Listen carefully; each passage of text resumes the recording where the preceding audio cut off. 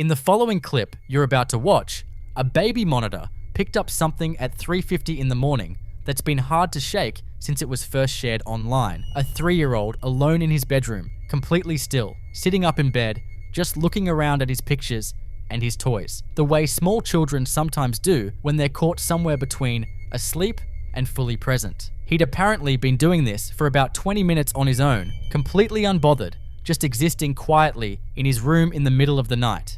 And then his head turns toward the corner. He looks directly at it, not the distracted glance of a child noticing something on the floor, but a focused, sustained look aimed at a specific spot. And then he starts saying, yeah, calmly, repeatedly, the way you respond when someone is talking to you and you're following along. His mum notes this isn't the first time. He has looked at that exact corner before, and he has spoken into it before, and he has never once mentioned anything about a ghost or shown any sign that he even fully understands the concept.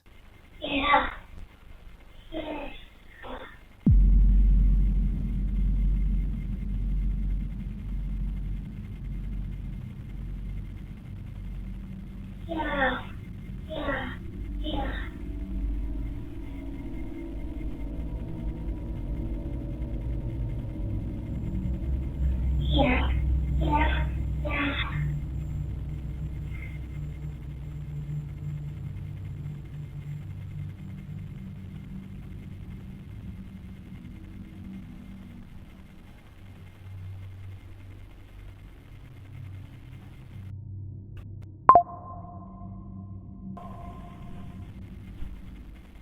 And that last detail is the one that lingers.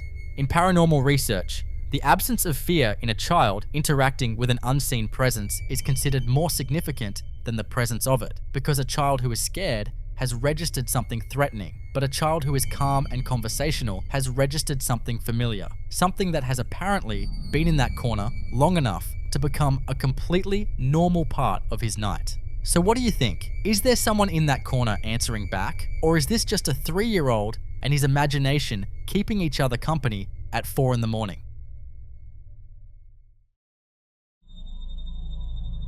In this next clip, a man is filming at night inside his kitchen, cookware hanging from hooks on the wall, the kind of ordinary domestic space that couldn't feel less threatening, the last place you'd expect to need your camera out. But something had already put him on edge before any of this started. A silver pot hanging on the wall begins shaking on its own, not rattling from a passing truck or a vibration moving through the building, but a focused, deliberate trembling isolated to that single pot, while everything else hanging around it stays completely still, which is the detail that makes this one so difficult to explain away.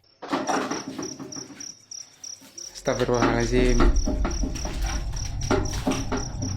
Istri baru selesai isah-isah bro. Udah panci itu gerak sendiri. Astagfirullahaladzim. If it were structural, if it were environmental, everything on that wall moves together. But this is just the one, shaking with a specificity that points toward something interacting with it directly. His reaction is immediate and instinctive, invoking Astaghfirullahaladzim, an Arabic expression of shock and a plea for God's protection. The kind of thing that bypasses thought entirely and just comes out when something defies every rational category you have available to you. In paranormal research, isolated object movement, where a single item is disturbed while everything immediately surrounding it remains untouched, is considered one of the stronger indicators of intelligent activity because it rules out most environmental explanations in a single detail. Whatever was in that kitchen wasn't creating a general disturbance, it was making a selection. So what do you think? Is this a presence announcing itself, or is there something about that particular pot that has a history attached to it nobody knows about yet?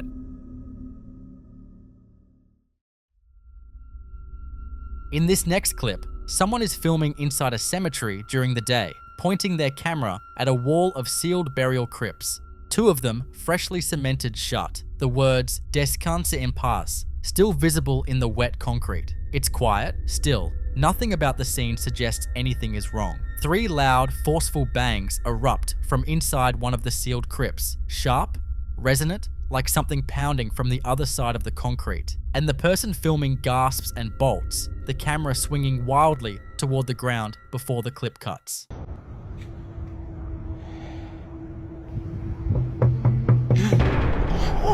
Skeptics point to thermal expansion as a possible explanation, the idea being that fresh concrete contracting or expanding in the heat can produce sounds. And that's a fair argument on paper, but thermal expansion doesn't produce 3 evenly spaced, deliberate impacts that land with the rhythm and force of a fist. In paranormal research, freshly sealed burial sites are considered some of the most volatile locations for activity, specifically because the moment of sealing represents a threshold, a transition point where the energy of the recently deceased is believed to be at its most unsettled, still tethered to the physical world and not yet fully separated from it. Some traditions hold that the period immediately following burial is when a soul is most likely to attempt communication, drawn back by unfinished business, unspoken words, or simply the disorientation of a transition that happened too fast. 3 knocks, in particular,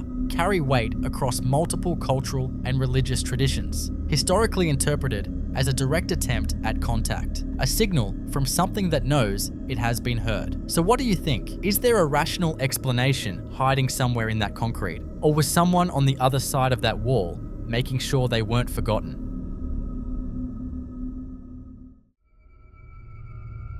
The following videos come from the same man, filmed inside what appears to be the same house across what seems to be a series of increasingly disturbing nights. And taken together, they paint a picture of something that isn't just visiting this place, but actively making itself known. It starts quietly enough. He wakes up at some point in the night to the sound of music playing downstairs, lo-fi and distant, drifting up through the dark house. He hadn't left anything on, or so he thought.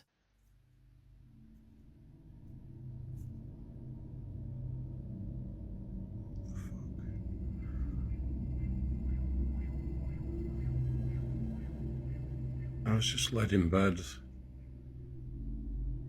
and I can hear music and I swear that's coming from a computer.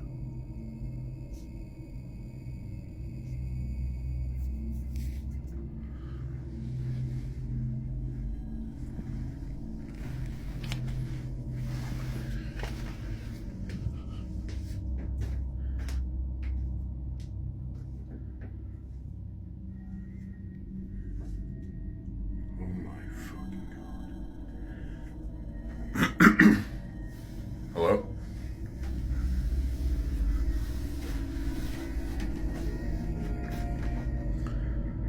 Oh my god.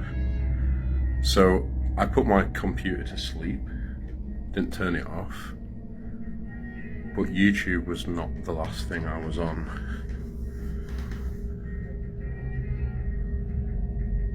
That is so creepy.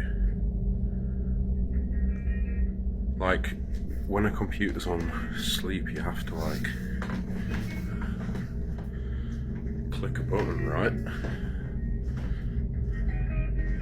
But then to make YouTube play, you have to click something else. What the fuck?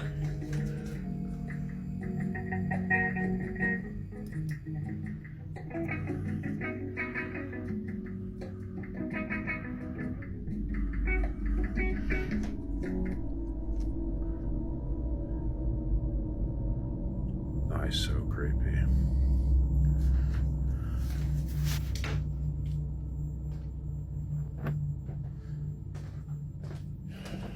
Weird shit still happening in this house.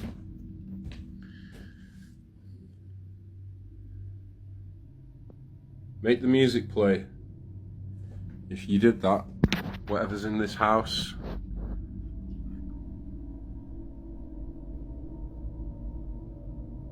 make the music play.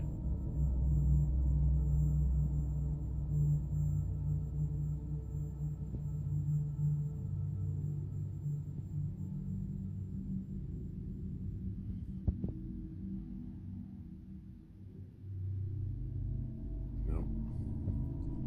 That was really strange. That's never happened before.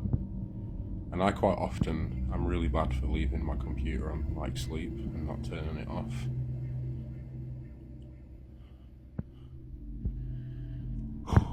That's never happened. The hairs on the back of my neck standing up. It's so creepy.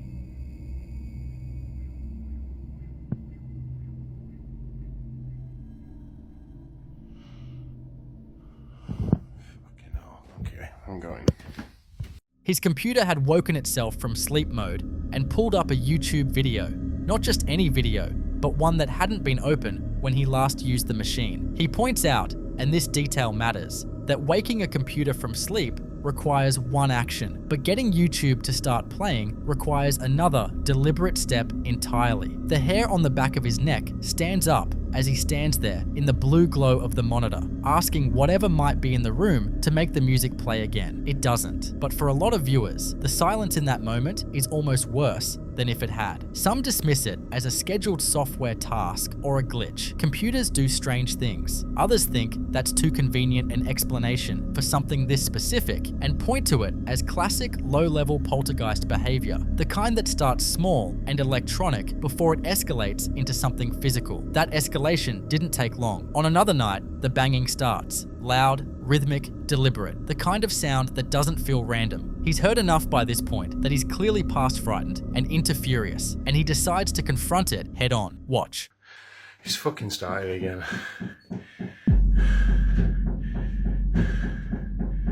He's fucking started again.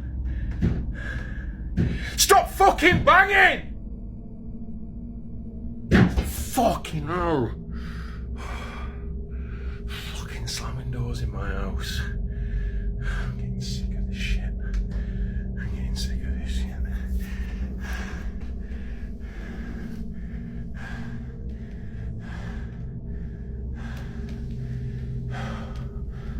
Oh, fucking hell.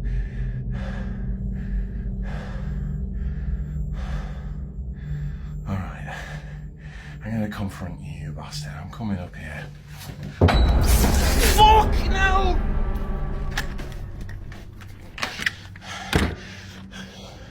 Fucking hell.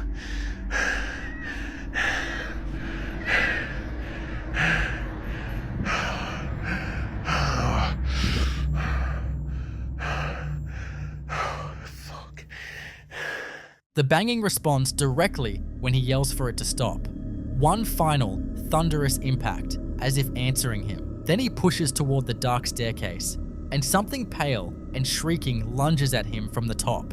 He runs, he makes it outside, and the last minute of the clip is just him standing in the dark, gasping. Now the figure itself, blurry, wrapped in something white, fast, has split viewers sharply. Skeptics call this one staged outright, pointing to the classic sheet ghost presentation as a horror movie trope rather than a genuine encounter. But others argue that dismissing the banging on those grounds is a mistake because the audio leading up to the moment is harder to explain away. If it is staged, the setup is elaborate. If it isn't, then whatever is in that house isn't subtle anymore, and it wasn't done. Alright, so I just started hearing banging coming from the basement, which is not happened yet before. There it is. There it is. What the fuck? What the fuck? Let's go and check this out.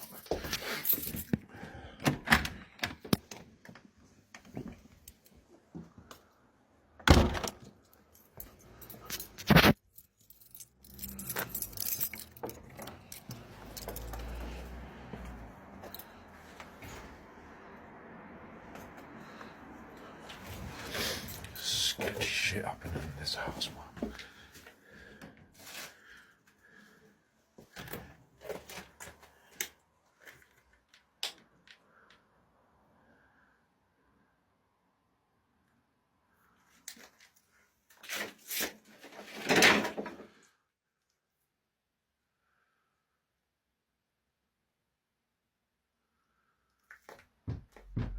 No fucking way, it's coming from upstairs now.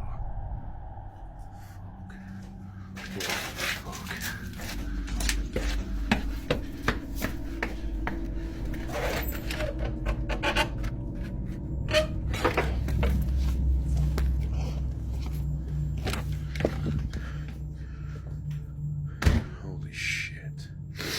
What the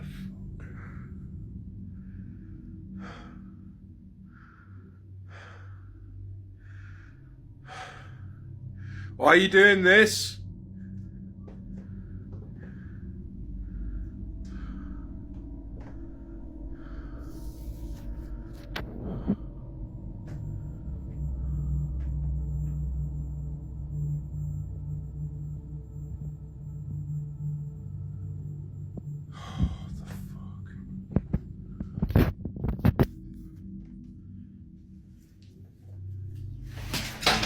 Fucking hell, what the fuck?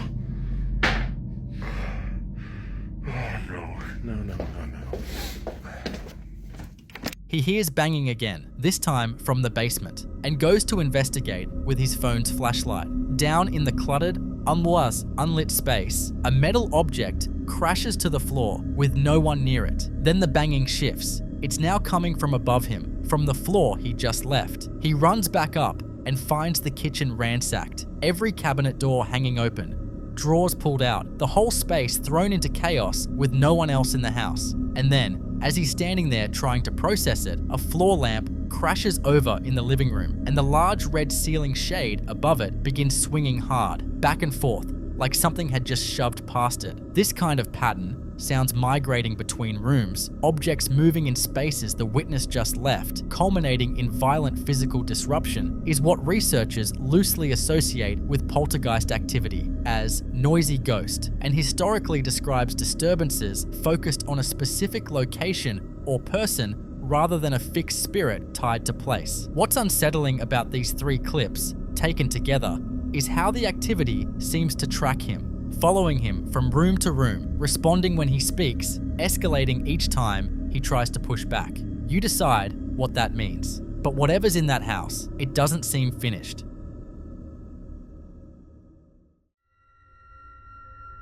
In the next clip you're about to watch, a man is moving through his home at night, already on edge, muttering prayers under his breath, following a persistent rhythmic knocking he can't locate, camera out, tracing the sound through the hallway and into the kitchen. He hesitates at the entrance to a dark, narrow corridor at the back of the room and then turns the camera toward it. Watch. Astagfirullahaladzim. Seperti ada suara orang-orang bola. Astagfirullahaladzim. Tuh, dengerin. Astagfirullah. Suaranya dari mana nih? Astagfirullahaladzim.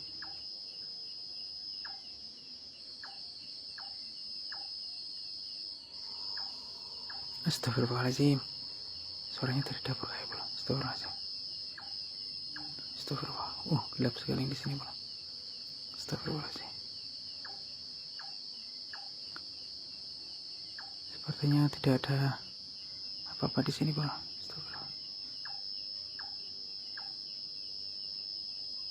Astagfirullahaladzim. Astagfirullah. Itu belum. Ini apa ini pula? Astagfirullahaladzim. Tuh, ada yang berdiri di sana itu pula, hitam-hitam itu pula. Astagfirullahaladzim. Assalamualaikum. Sinten niku? Astagfirullahaladzim. Jenengan sinten? Sepertinya tadi menjawab ya pula, kayak bilang aku gitu pula. Iya enggak sih? Astagfirullahaladzim. Sinten nggih niku? Jenengan sinten? Lagi jenengan niku sinten? Mang jawab. Napa perlu jenengan teng mriki? Astagfirullah. A'udzubillahi minasyaitonir rajim. Bismillahirrahmanirrahim. Allahu la ilaha illa huwal hayyul qayyum. La ta'khudhuhu sinatun wa la nawm fis samawati wa ma fil ardh. Man alladhi yashfa'u illa bi'idhnihi. Ya'lamu ma baina aydihim wa ma khalfahum. Wa la yahzunu bihi. Ya kursi wala ya Haleluya. Umame mboten enten perlu datang mriki mang kesah. Ampun ganggu. Astagfirullahaladzim. Merinding wani. Astagfirullah. Hilang bro. Menghilang dia bro. Astagfirullahaladzim. Astagfirullah. Astagfirullahaladzim. Menghilang. Mana bro? Astagfirullahaladzim. Astagfirullahaladzim. Kayak tadi ada yang menyentuh leher saya bro. Astagfirullahaladzim. Astagfirullah. Mana tadi? Astagfirullahaladzim. Kayak ada yang megang pundak dulu. Apa? Leher bagian belakang saya pula. Astagfirullahaladzim. Astagfirullahaladzim.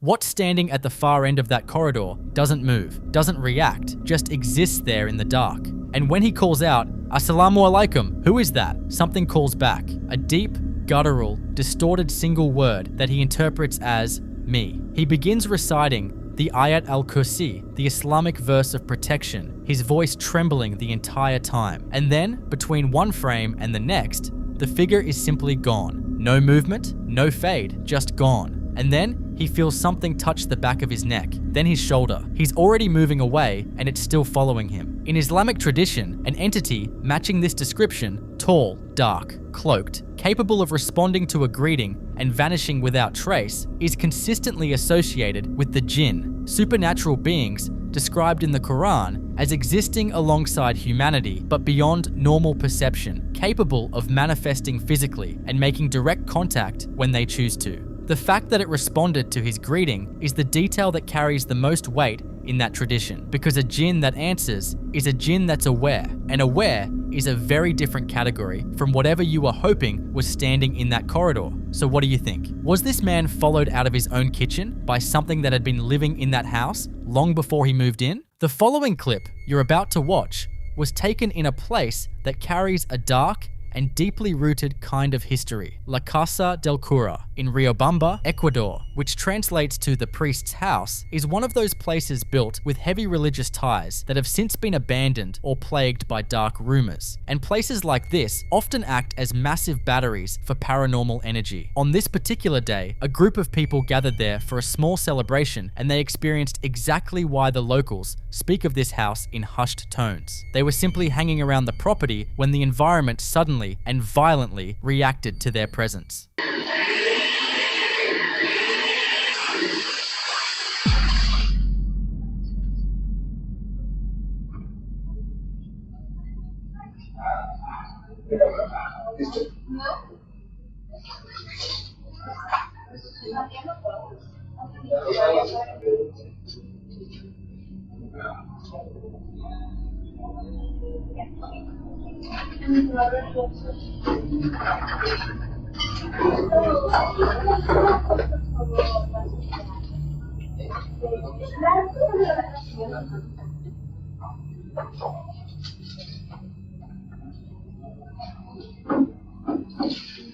If this happened in any other place, maybe there would be a more scientific explanation. You could argue it was extreme thermal stress, a sonic vibration, or a sudden shift in the old building's foundation that caused that heavy pane of glass to spontaneously shatter. But in a place with a history like La Casa del Cura, logic tends to fall apart the closer you look.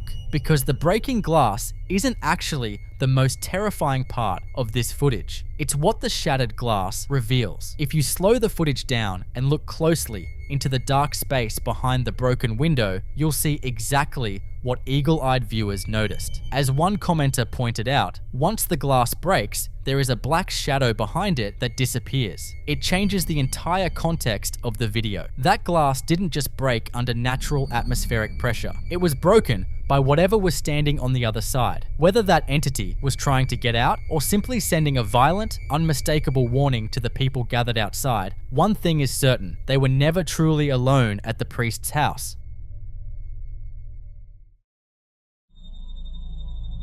In this next clip, we see that a lot can go wrong when you decide to investigate a strange noise in the middle of the night. For weeks, this man had been plagued by the classic, quiet symptoms of an attachment, catching fleeting movements out of the corner of his eye and enduring that suffocating, constant feeling of being watched. He had tried to rationalize these subtle disturbances away, but tonight, whatever it was, decided to finally make a move. So, he hears noise again and he grabs his phone to record his search, maybe just to prove he's not crazy. He slowly walks through his dark house, shining his light around, looking for a logical reason for the noise. Then he rounds a corner and points the camera right at a large wall mirror, and this happens.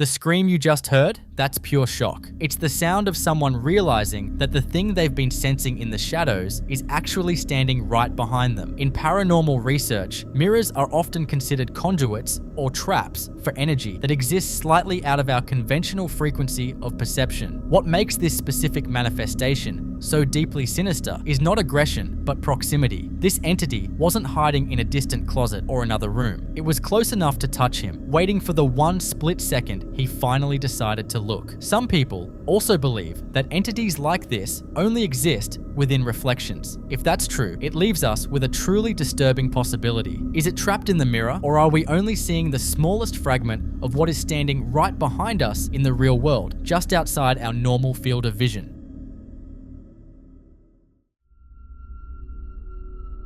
The next clip you're about to watch comes from a security camera installed in a certain woman's relative's basement, and it is a stark example of how the most seemingly mundane objects can become terrifying anomalies. At the time this was recorded, the house was completely empty. The security system was armed, and everything was silent until a motion detection notification suddenly pinged the homeowner's phone. When they checked the playback, they saw a bright, elongated white object launch itself into the air and float through the dark room. Because the laundry machines are right there in the frame, the immediate logical assumption was that it was just a stray dryer sheet caught in a breeze. But was it really? Have a look at the footage.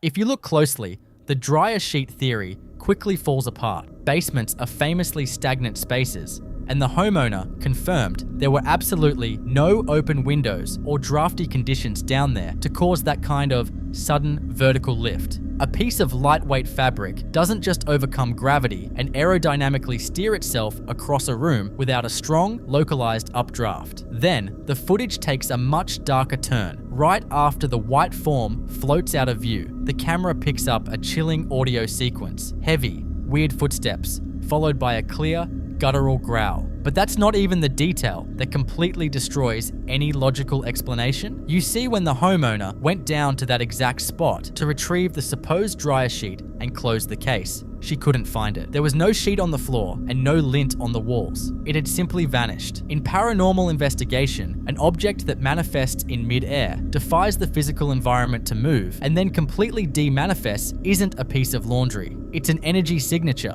and whatever floated through that basement used a mundane shape as a disguise, leaving behind a growl to prove it wasn't just passing through.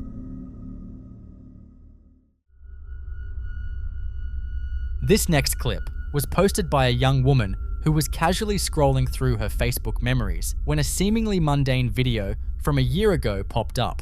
When she originally filmed it, everything felt completely normal, but listening back to it now, she caught a deep, guttural audio anomaly that she absolutely did not hear in the moment. You see, sometimes the most unsettling paranormal evidence isn't captured during a ghost hunt, but is sitting quietly in your own digital archives, waiting for you to notice it. To make matters worse, she wasn't the only living thing in the video that sensed something was wrong. Pay close attention to the stray cat in the frame. Animals have a visual and auditory frequency range far beyond human capabilities, and this cat is completely hyperfixated on a blank wall, locked onto something that the camera lens simply cannot see. Turn your volume up and take a listen.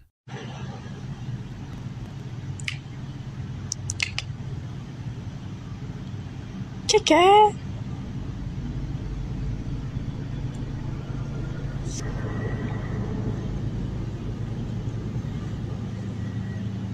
Audio pareidolia is a psychological phenomenon where our brains try to find familiar words in static or distortion. But what happens when multiple people hear different yet equally terrifying things? Neighbors who reviewed the footage claim the voice is whispering silence, while others are convinced it says Satan. The woman herself hears something closer to a guttural "get out." But this audio anomaly is just the tip of the iceberg, because this entire townhouse complex seems to be an active paranormal hotspot. The local kids report seeing figures in the dark, and multiple mothers have complained of doorknobs twisting on their own, and unexplained, heavy knocking echoing through the shared walls. Inside the woman's own home, the activity has taken on the chilling characteristics of a mimic. Her mother frequently hears her daughter's voice, calling out when she isn't even home. On one occasion, while the woman was in the shower, blasting music, her mother clearly heard someone whistling just outside the bathroom door. Even the family dog, Zaya, is acting like the house is under siege. Recently, the dog abruptly sat up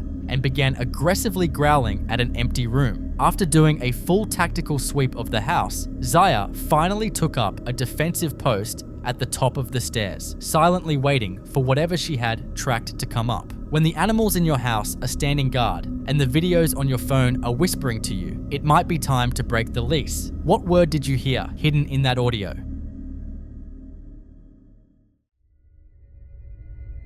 This next clip taps into one of the most universal childhood fears: toys that seem to have a life of their own. The footage shows someone lying in bed in a dark room while their baby doll randomly begins singing at 2 a.m. Before we watch, we have to address the most common skeptical explanation. Whenever a video like this surfaces, people immediately argue that there is nothing paranormal happening and that the creepy, distorted audio is simply the result of dying batteries. And on a surface level, they are right about the sound. As battery voltage drops, a toy's sound chip slows down, stretching a cheerful song into a demonic drone. But that explanation fundamentally ignores the mechanics of how these toys actually operate. A dying battery does not magically close an open circuit. For an electronic doll to play its audio sequence, a physical trigger must be activated. A button pushed on its stomach, a hand squeezed, or a string pulled. Keep that terrifying reality in mind as you listen to the singing and pay very close attention to the laugh at the very end.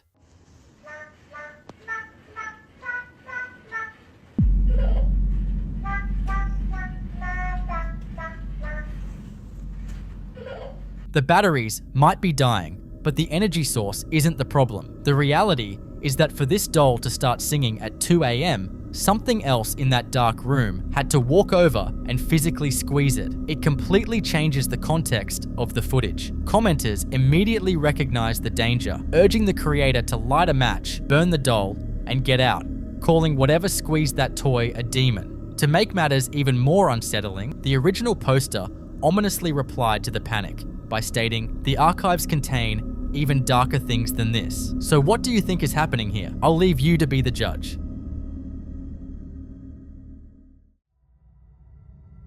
This next clip comes from a home surveillance system back in 2018, shared by a woman who had been experiencing a string of odd occurrences at her former home. When we think of poltergeist activity, we usually picture violent chaos, things being thrown off counters, glass shattering, or doors slamming in the dark. But what happens when an unseen presence decides to do the exact opposite and starts organizing your living room? In the footage, you can see a pair of white shoes left sitting out of place, right in the middle of the area rug. Watch what happens to the environment, the strange orbs drifting through the room, and especially the white shoes.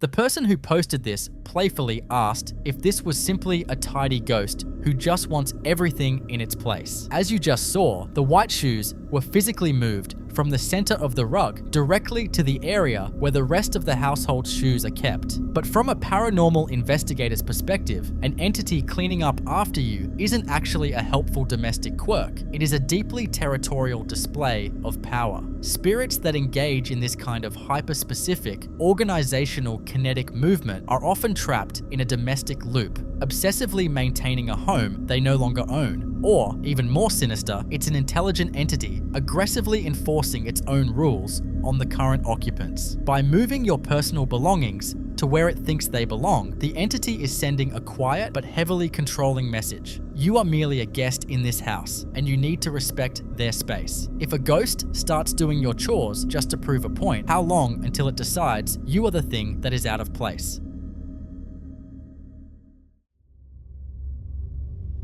In this next clip, we see the stark difference between a haunting that merely wants to be heard and one that wants to be physically felt. For a while, this guy had been dealing with the former. He had been hearing unexplained sounds echoing through his house and catching glimpses of things moving in his kitchen out of the corner of his eye. It was unsettling, but it hadn't escalated into outright violence. That all changed on a completely average evening. He was just upstairs trying to watch a baseball game when a massive, violently loud bang echoed from the lower level. Grabbing his phone, he heads downstairs to see what on earth could have made that much noise. What he finds proves that whatever is in his house isn't just making sounds anymore.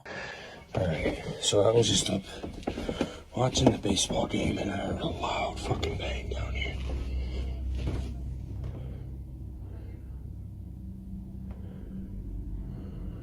Oh shit. Okay. What the fuck? 1, 2, 3. Oh shit. Okay, so that's what I heard. All the chairs knocked down backwards. Holy fuck. What was that? What the fuck was that? Something just flashed in front of the basement steps.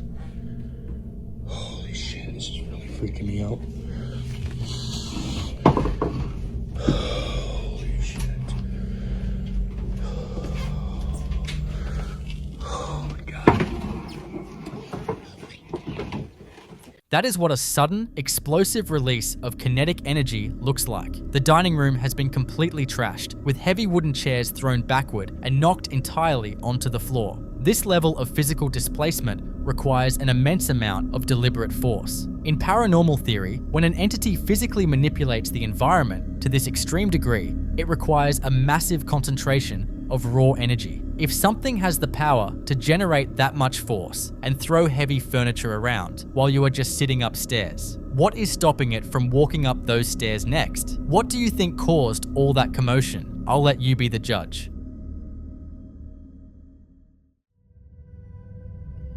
In this next clip, we move away from private homes and look at the after-hours footage of a commercial space. There is a very specific, lonely kind of quiet that falls over a restaurant bar after all the patrons have gone home and the staff is locking up. But as this footage shows, just because the building is closed doesn't mean it's empty. The video focuses on a tiled patio area where 2 large industrial-wheeled trash bins are parked side by side in the dark. Watch what happens to the grey bin on the right.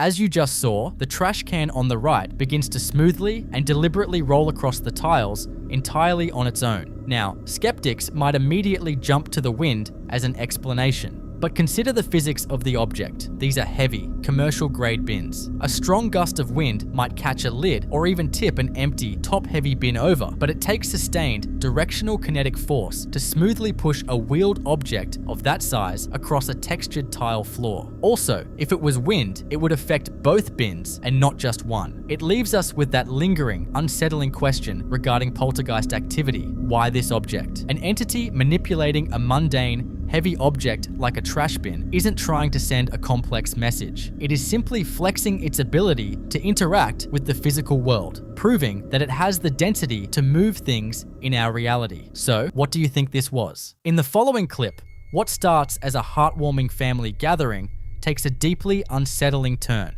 The footage centers on an elderly woman bathed in the warm glow of candles as her family sings to her. It's a standard, grainy home video, but the atmosphere subtly shifts when you look past the festivities and focus on the open doorway in the background. As the song reaches its peak, a distinct, childlike shadow darts across the room. The movement is quick but deliberate, and the shape clearly resembles a little girl. Watch closely.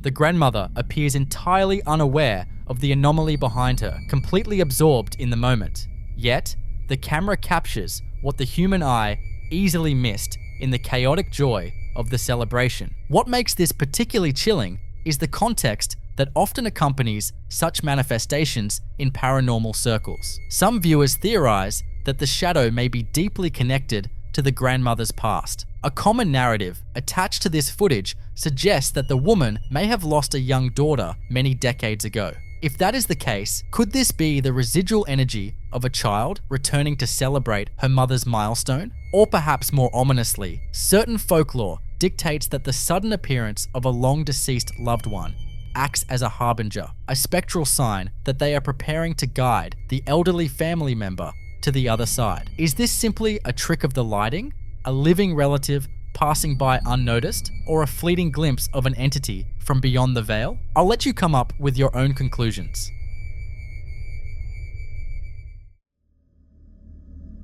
In this next clip, we see exactly why working in a mortuary or a funeral home requires a profound level of mental fortitude and an inherent comfort with the concept of mortality. These facilities are designed to be final way stations for the deceased, places where families gather to release their heaviest, most agonizing emotions. Because of this intense concentration of grief and transition, paranormal researchers have long considered funeral homes to be highly active epicenters for the supernatural. Usually, this activity is thought to be residual, a sort of emotional echo permanently etched into the very foundations of the building. But what happens when that energy stops being a simple echo and begins to interact with the living? Recently, a mortuary worker began documenting her shifts after noticing a disturbing pattern of inexplicable disturbances, and her footage provides a terrifying look at an escalation that defies all logical explanation. The deeply unsettling series of events begins early one morning before the facility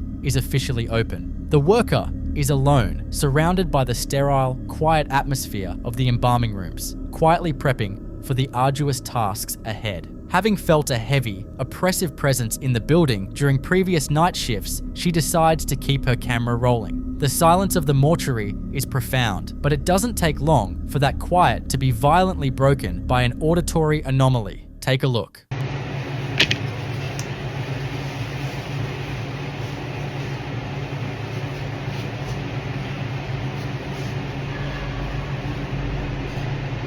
Listening closely, the vocalization carries a highly peculiar tone. It sounds like a hollow, agonizing wail that almost borders on a mocking laugh. In the context of a funeral home, one might easily write this off as a trick of the acoustics or a draft whistling through the ventilation. However, the sheer volume and human-like cadence of the sound make it incredibly difficult to debunk. But as her documentation continues over the following days, it becomes terrifyingly clear that this presence is not just a passive recording of the past. It is fully aware of her, and it is growing bolder. In a subsequent recording, the worker is no longer alone. She is joined by her son, who frequently accompanies her to assist with the heavy lifting and late-night duties. The presence of a second witness completely shifts the dynamic, grounding the experience in absolute reality. Watch their immediate reaction as the physical environment begins to manipulate itself right in front of their eyes.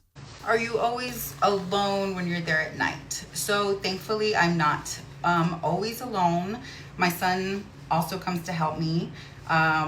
He has been by my side for the last few years. He's gonna be 19 soon, but he is so respectful, and he also helps on removals, and he helps me dress the loved ones. That's what we just got done with now.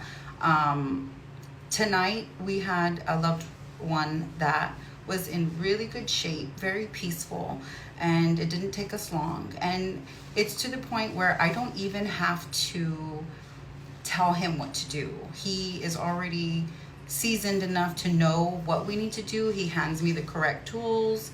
You know, he's a really good help. And I'm so thankful that Was that you? No. Was that you? No. Look at the video, wasn't me. What was that? I don't know. Well, what'd you hear? I don't know. I don't know. Why is that always happening? I don't know. Okay, well, I'm just thankful that he's here. I So, don't. and we're done. So, A heavy, solid door is caught moving entirely on its own, unprompted by any visible force. Mortuary and hospital-grade doors are notoriously weighty, deliberately designed to seal off specific rooms and prevent air circulation. A simple draft, or the natural settling of an old building, simply does not possess the kinetic energy required to unlatch and move a door of that size. The genuine visceral shock on her son's face is perhaps the most compelling piece of evidence here. His fight or flight response is triggered instantly. This leap from an auditory phenomenon to a physical manipulation strongly suggests the anomaly has gathered enough energy to interact with our three-dimensional space. From this point forward, the tension within the facility compounds at a rapid pace, and the entity begins to localize its activity. While standing in the corridor, the mother and son are suddenly frozen by the sound of aggressive, inexplicable shouting originating from the facility's chapel. hey you guys, we haven't made a video in a little while, so I just wanted to come on and kind of refresh everybody with just a little mortician tip here. I don't know if everybody's aware. So when you bring in the clothing to the funeral home, yes, you want your loved one dressed in something either they loved, or say they were in the military and they have, you know, military getup that they want on, their favorite shirt, their favorite pants, pajamas even, just so everyone's aware. I think that this is something people don't tend to think about. But in our world, when families bring us clothing, sometimes they're not aware that in order for the clothing to really fit properly, say it's too big, too small, we have to cut the back of the clothing in order to place it on your loved one. So sometimes if families request the favorite shirt back, or, you know, their favorite set of whatever they have on, it will be cut. It's very rare, unless the clothing is perfectly fitted to that person, that the director won't have to cut it. I've worked in several funeral homes where they don't cut it, and it... Is anybody here? No, what is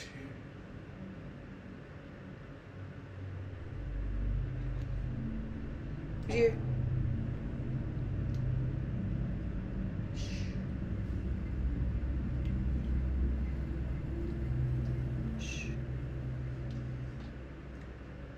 Time to go. What? Time to go. We're the only ones here. I have to go look. There's always when you videotape. Okay, let's go. We're going. The chapel is the emotional core of any funeral home, the exact room where the living confront their final goodbyes. The voices captured here are not faint whispers caught on a sensitive audio recorder. They are loud, confrontational shouts echoing from a completely empty room. The aggression in the anomaly is so palpable that her son immediately states they need to leave, a primal instinct that the mother quickly and wisely agrees with. Fear is a natural response, and when an unseen entity begins raising its voice in an empty building, retreating is often the safest protocol. However, the most terrifying escalation occurs on an entirely separate day, proving that the entity is not a fleeting visitor, but a permanent resident. While filming in the facility, another loud, jarring noise emanates from the chapel doors. Rather than retreating this time, the mother and son decide to cautiously approach the room to investigate the source. But whatever is dwelling in that chapel seemingly senses their approach and pushes back with a massive display of power. So we're here working. We were hearing some noises in the chapel, so we actually decided to come in the chapel and make this informative video to see if we could catch any of the noises. So I'm gonna explain what this is on today's mortuary information video. So there are times where we get loved ones who are donors. They're bone donors. They take skin, they take what they can for things that anybody may need, right? So when they come to us, we have to prepare them properly. And sometimes there are issues where there can be leakage. So in order to prevent the leakage and keep it contained, the deceased would go in one of these, which is called a unional. A unional contains all of the fluid and contains all the fluid, and it makes sure that while your loved one is being presented in the visitation, we don't have any issues with anything, you know. Okay, let's go see, because now I'm in the chapel and I'm not, oh my God. Did the lights go Dude, off the on lights went off right when that happened. You wanna go? It's always when we're recording, it never fails. It's the camera. Anyways. Just as they step forward to uncover the source of the disturbance, the lights in the corridor are completely severed, plunging them into absolute darkness. This sudden blackout is deeply baffling and crosses a dangerous line. In paranormal theory, it is widely believed that spirits and entities require vast amounts of ambient energy to manifest physically or audibly. They will often drain batteries, drop the ambient temperature, or siphon power directly from a building's electrical grid. The precise timing of this blackout suggests an intelligent entity capable of manipulating the environment, either draining the power to gather strength for a larger manifestation or intentionally plunging the room into darkness to assert dominance and incite terror. It is a calculated, psychological strike against the witnesses. Even after this intense, confrontational encounter, the presence refuses to back down, continually toying with the worker and her environment. In a final piece of footage, the mortuary worker is attempting to film a standard update, speaking calmly to the camera. Yet, the entity reminds her exactly who is in control of the space. The lighting above her begins to pulse and flicker erratically. To prove there is no logical interference, she immediately pans the camera to the wall, revealing a completely empty hallway and confirming that no one is anywhere near the light switch. Everyone, it's 11:45 p.m. and I'm here at the funeral home, and I wanted to make a video to kind of explain. A lot of people aren't aware or are confused as to why funeral directors are at the funeral home at 11, 12, 1, 2, 3, 4 in the morning. So death can occur at any time, morning, afternoon, evening, and funeral directors have to be ready to go at any time. So, you know, if a funeral director gets a call, they'll make that removal at the place of death, bring the loved one to the funeral home, and if they are going to be embalmed, that embalming is usually done at that time. So funeral directors can be at the funeral home all night. If they are getting multiple calls while they're embalming, they have to stop and go and come and finish and go and come and stop and all that stuff. So sometimes funeral directors are at the funeral home all night, and then they have to work in the office the next morning, meeting with families, taking out services. It can get really exhausting, but for me tonight, I am here, or I just got finished dressing a loved one for their services tomorrow. And I like to come in the night because there's no one here. It's peaceful, it's quiet. I can take my time and pay 100% full attention to that loved one without worrying, you know, oh, I have to go answer the phone, or I have to leave on a call, I can just actually come and take my time and concentrate. So I do like coming in the night because of that. And okay, that was weird. I don't like that. The light switch is right there, and the light just flickered. And I'm gonna cut this video short because that is cue for it's my time to go.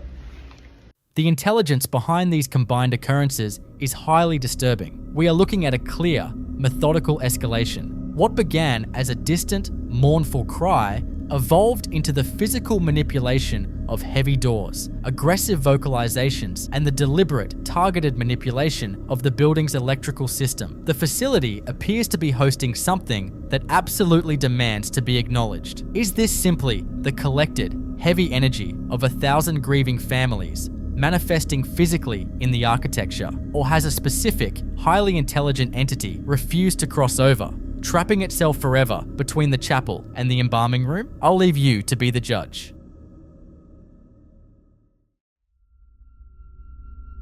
In this next clip, a worker at what appears to be a large cemetery or mortuary complex captures a series of events that suggest he is far from alone during his night shift. According to the man recording, he began documenting the area after noticing small objects being toyed with by an unseen force. Though he speaks in Spanish, the terror in his voice is universal as he repeatedly asks, "Who is there?" The footage begins with a focus on a simple water bottle resting on a flat stone ledge. Take a look.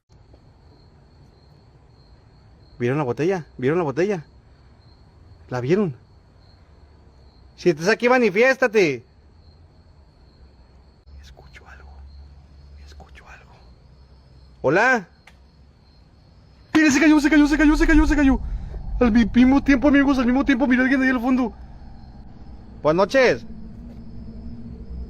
¡Ay, Dios! ¡Ay, Dios! ¡Ay, Dios! No, no, no, no. ¿Qué es eso? ¿Hola? Ay. ¿Quién eres? Ay. Ven. ¿Hay alguien aquí?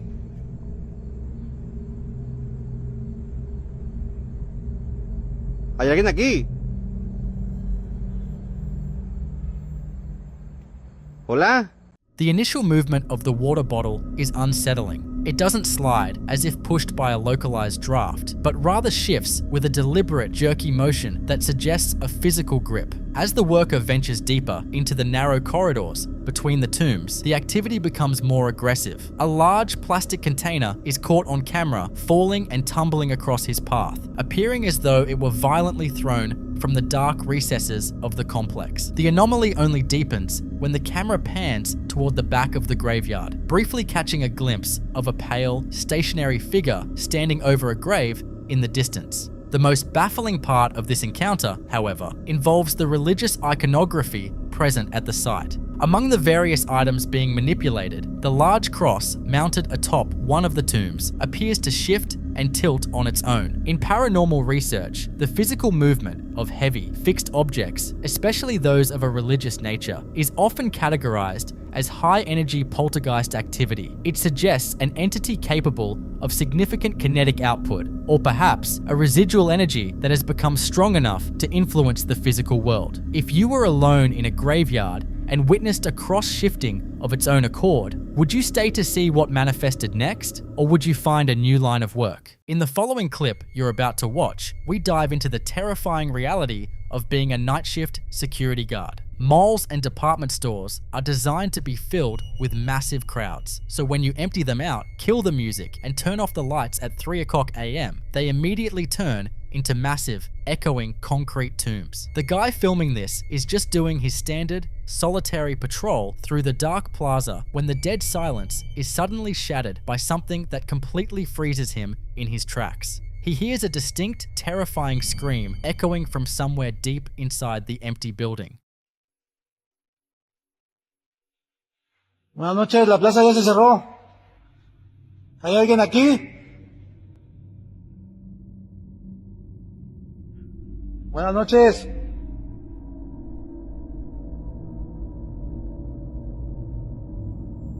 Ya se cerró la plaza, joven. Buenas noches.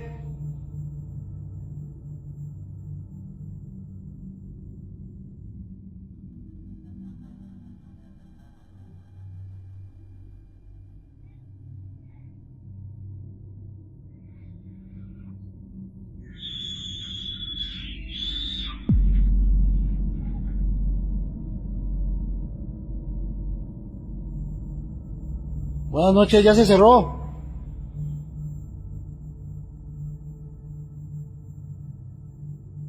¿Hay algún niño aquí? Buenas noches.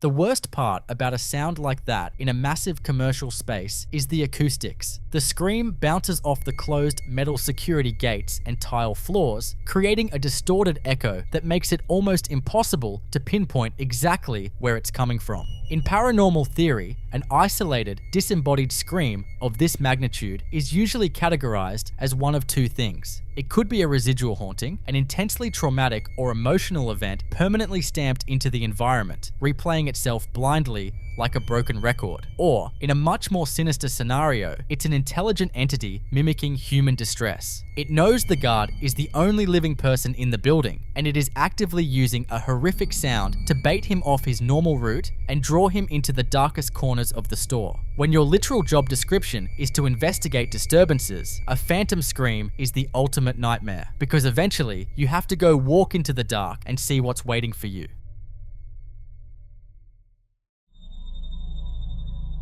In this next video, we're looking at, or rather listening to, something that has genuinely terrified an entire neighborhood. The person recording is standing near a river in pitch black darkness, and they are capturing this audio in real time. According to the caption, this isn't just an isolated incident, it's actually the third time in 2 years that this strange, inexplicable singing has echoed across the water at night. Take a listen to what these residents are hearing out there in the dark. Okay, so as you can see, it's pitch black out there, right? I live on a river, and there's no lights. So if there's anyone there, but like, it's pitch black. So just listen for a moment, okay? And tell me that you would not be fucking freaked out by this.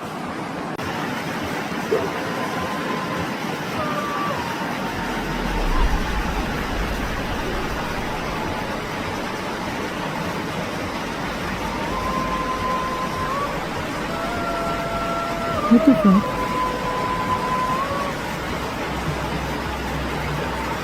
Hearing a disembodied song echoing over a body of water in the dead of night immediately brings up some very old, very dark folklore. Throughout history, legends from almost every culture warn about water spirits, mermaids, and sirens using beautiful, haunting melodies for one specific reason: to lure people off their path and into the depths. Most paranormal audio is just a quick, residual whisper, but singing requires breath, pitch, and intention. When an unseen entity projects a song across a dark river, it isn't just making random noise, it's actively performing, and more importantly, it is acting as bait. It wants you to step closer to the edge to see where the music is coming from. It's completely understandable why the people living near this river are so on edge, which leaves us with a very creepy question. What do you think makes that sound? I'll leave you to be the judge.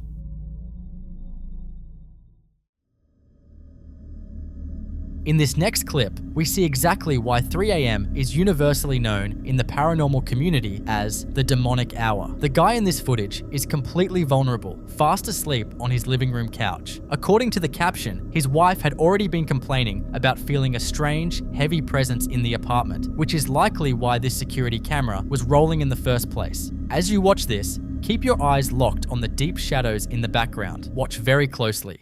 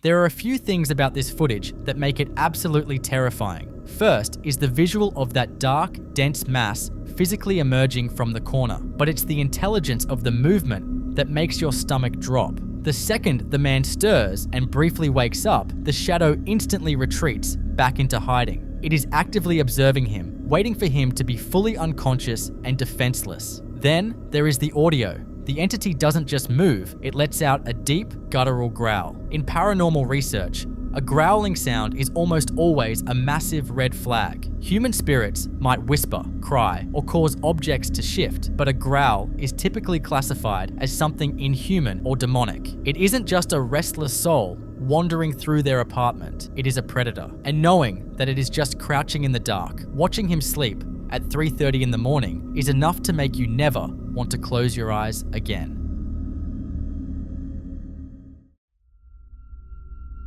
In this next clip, we explore a deeply unsettling and universal fear, being trapped in your bedroom while something unseen is waiting on the other side of your door. The girl filming this is completely alone in her apartment. She explicitly mentions in her caption that all the windows are securely closed, completely ruling out the possibility of a weird cross breeze or draft. But as she sits in her room, the door begins to violently rattle and shake. It isn't a subtle vibration. It moves exactly as if a physical person is standing out in the hallway, aggressively gripping the handle and trying to force their way inside.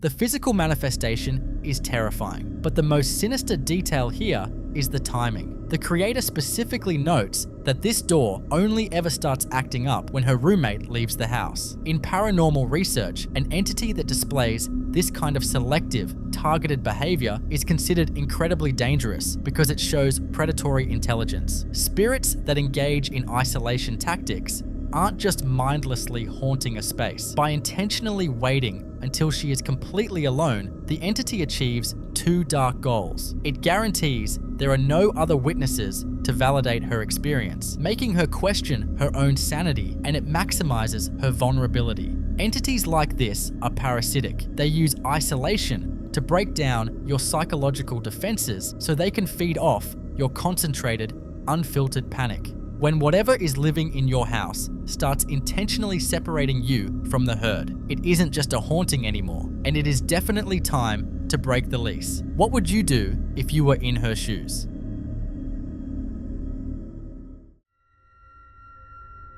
In this next clip, we look at exactly why finding certain objects hidden away in an old house should be your immediate cue to leave. The guy filming this is completely alone at his grandparents' house. Well, alone except for his dog. He starts recording because he made a very unsettling discovery, an old Ouija board stashed away upstairs. Almost immediately after he finds it, the energy in the house completely shifts. He starts hearing bizarre sounds, and a cup inexplicably knocks itself over. In the paranormal community, an abandoned Ouija board isn't just a dusty piece of cardboard. It is widely considered to be an open door. If a session wasn't closed properly years ago, the theory is that whatever was invited in never actually left. It just went dormant, waiting for someone to acknowledge it again. As the activity ramps up, pay very close attention to his and his dog's reaction.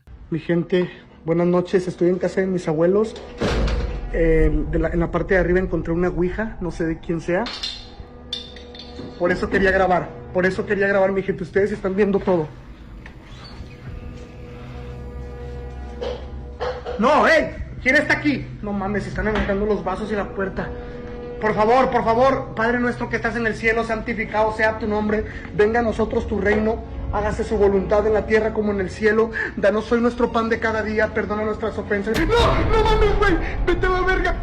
No mames, Padre nuestro que estás en el cielo. Santificado sea tu nombre. Venga a nosotros tu reino. Hágase su voluntad en la tierra como en el cielo. Danos hoy nuestro pan de cada día. Y perdona nuestras ofensas. No. Perdona nuestras ofensas como tal. No mames. No. Vete a la verga, porque el control. There are few things scarier than a dog aggressively barking at an empty room. Animals possess a sensory range that human beings simply don't have. When a dog locks its attention on the top of a dark staircase and goes into guard mode, it isn't barking at nothing. It is barking because something is standing right there, looking back down at them. But the absolute breaking point is when that ball bounces down the stairs. It comes directly from the second floor, the exact same place where he just found the Ouija board. It's a classic, terrifying display of a spirit mocking the living. The sheer, unfiltered panic in his voice as he starts frantically praying the Our Father is completely visceral. He realizes in real time that whatever was left attached to that board is now walking down the stairs to introduce itself.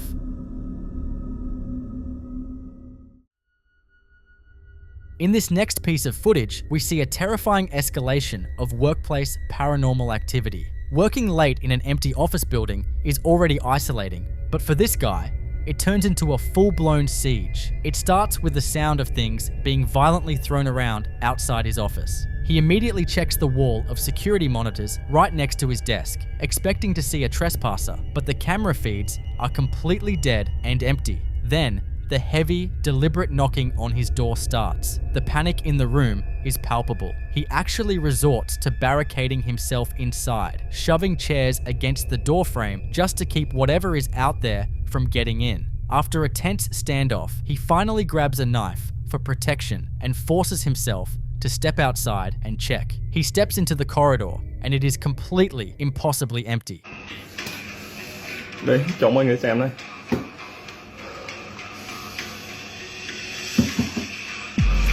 Đó, mọi người nghe chưa?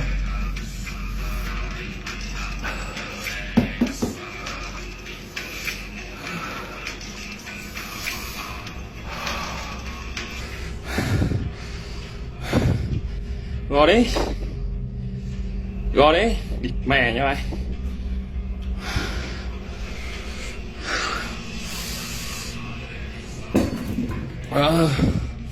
Nó gò trước cửa này luôn này. Con người không được, con người lúc này mà mình đi ra mở cửa là thấy rồi à.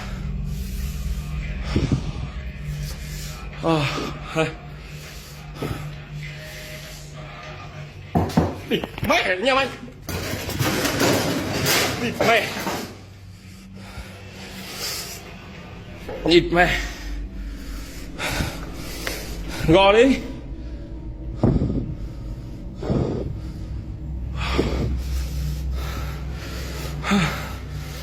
Gò đi, đó. Không có ai mà nó gò cửa này giờ đấy.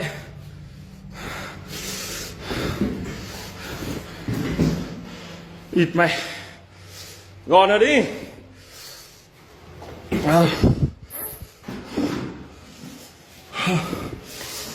But the nightmare doesn't end just because the hallway looks clear. While he is out there cautiously investigating, the entity starts playing a highly aggressive game of cat and mouse. As he creeps down the corridor, the door to the restroom suddenly swings shut on its own. Startled, he pushes it open and checks inside, only to find another empty room. He turns his back to walk away and continue his search, and the absolute second he looks away, that same door violently slams shut behind him with massive force. Realizing he is completely outmatched by something he can't even see, he retreats straight back to the monitor room to check the cameras again.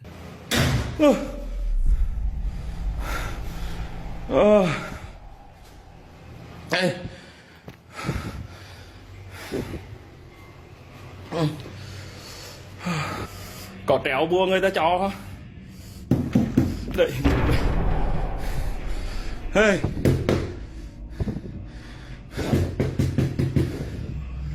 Thôi. Mày.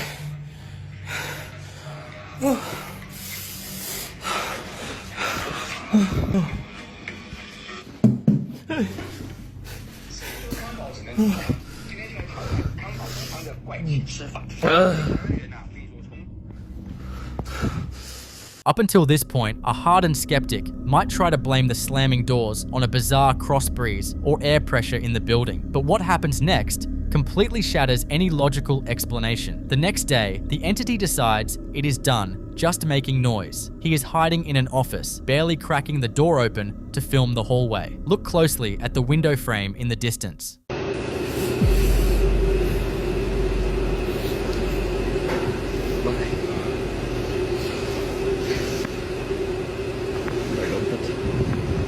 A dark, physical figure finally shows itself, creeping right at the edge of the window frame before seamlessly slipping away into the darkness. It's the ultimate psychological torture. When you look into paranormal folklore, entities that behave like this are rarely ever human spirits. They are usually classified as predatory shadow beings or crawlers. Unlike a typical ghost that might be tied to a specific tragedy or residual memory, these creatures are considered parasitic. They actively seek out isolated individuals and feed off the heavy energy of human terror. That completely explains the hours of psychological buildup. It wasn't just aimlessly haunting the building, it was methodically hunting him. By disabling the cameras, throwing heavy objects, and slamming doors right behind his back, it was deliberately spiking his adrenaline and breaking down his mental defenses. It spent the entire night making sure he knew he was trapped, just to finally let him catch a physical glimpse of it. It's a very clear, chilling message. You can check the monitors and carry a knife all you want, but you can't stop me. In the following clip,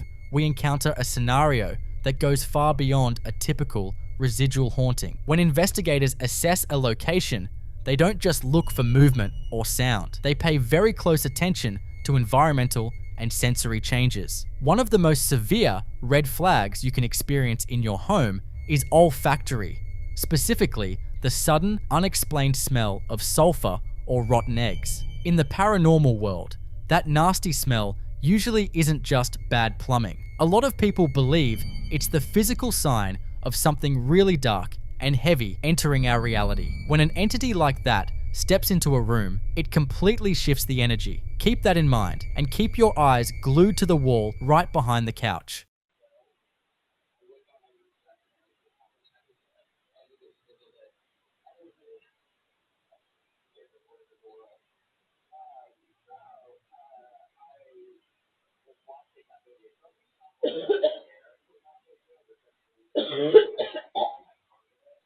Oh, what the fuck?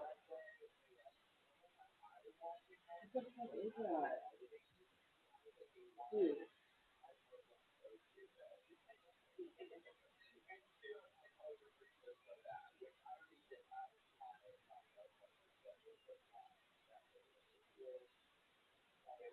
Baby, what took you so long to answer?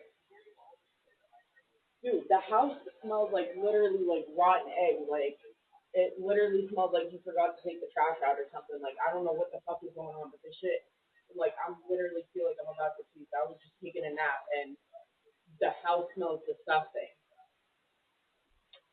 Yeah, I'll open the door. I don't know if that's gonna do much though.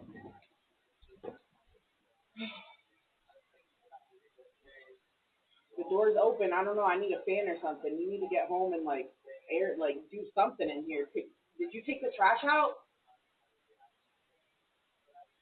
What the fuck, baby? The lights are fucking flickering now, dude. Baby, stop! What the fuck?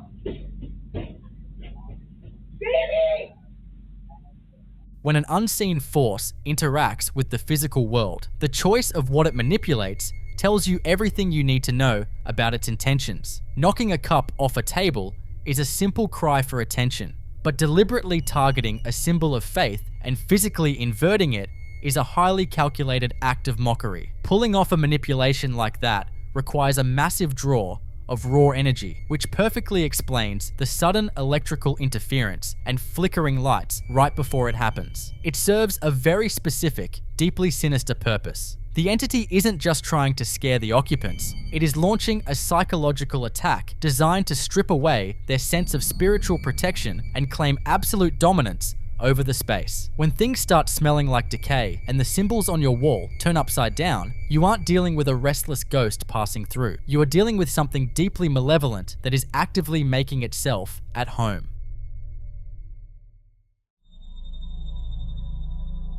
In the next clip, we see a perfectly normal family moment take a very strange turn. A mother and father are sitting on the floor, playing with their baby boy. The baby is laughing, and everything seems completely fine, but right in the middle of a giggle, he abruptly stops. The parents were actually so confused by his sudden change in behavior that they posted the video asking a genuine question. Did my son see a ghost or have a seizure? This naturally sparked a huge debate in the comments. While some people suggested it looked like a brief absent seizure, others pointed out an environmental anomaly. As you watch, pay very close attention to the lighting in the room right before the baby's demeanor shifts.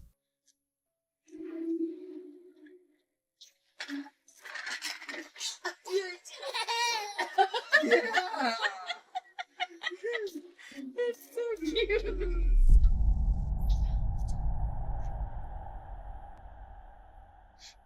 While a medical explanation is always the most logical place to start, a lot of viewers argued against it based on the visual evidence. First, the physical reaction doesn't entirely fit. Even while his face is frozen, his arms are still subtly moving, and the freeze lasts for just a fraction of a second before he snaps right back to normal. As several people pointed out, absent seizures don't typically resolve that instantaneously, but the detail that really makes people lean toward a paranormal explanation is the lighting. Just as one viewer noticed, right before the baby locks his eyes on the empty space, the brightness of the camera feed inexplicably surges. A medical episode happening inside a child's brain does not cause the external lighting in a room to fluctuate. That kind of sudden light anomaly is often associated with energy shifting in a room. The parents don't know what happened to their boy, but what do you think?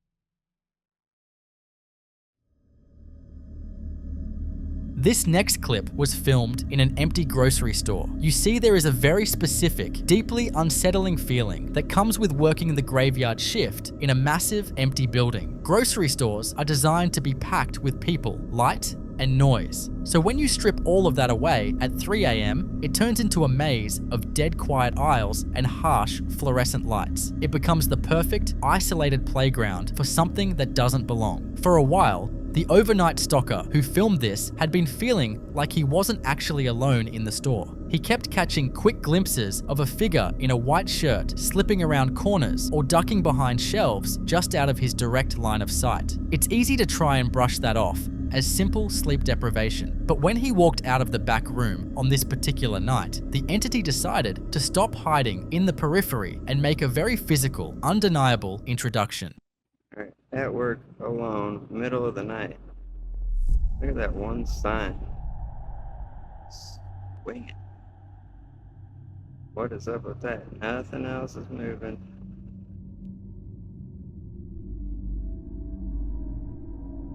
The one sign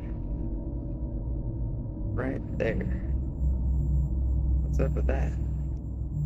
Skeptics will immediately try to blame the HVAC system kicking on or a draft from a loading dock door. But basic physics completely ruins that argument. If that was air current, the other identical signs would at least be swaying too. But they are not. They're dead still. That isolated, aggressive movement is completely unnatural. And the fact that the sign is hanging way too high up for a living person to physically reach just adds to the nightmare. That isn't a draft. That is the exact same figure in the white shirt he's been seeing for weeks, finally stepping out into the open and showing him how much physical power it actually has. What would you do if that were you?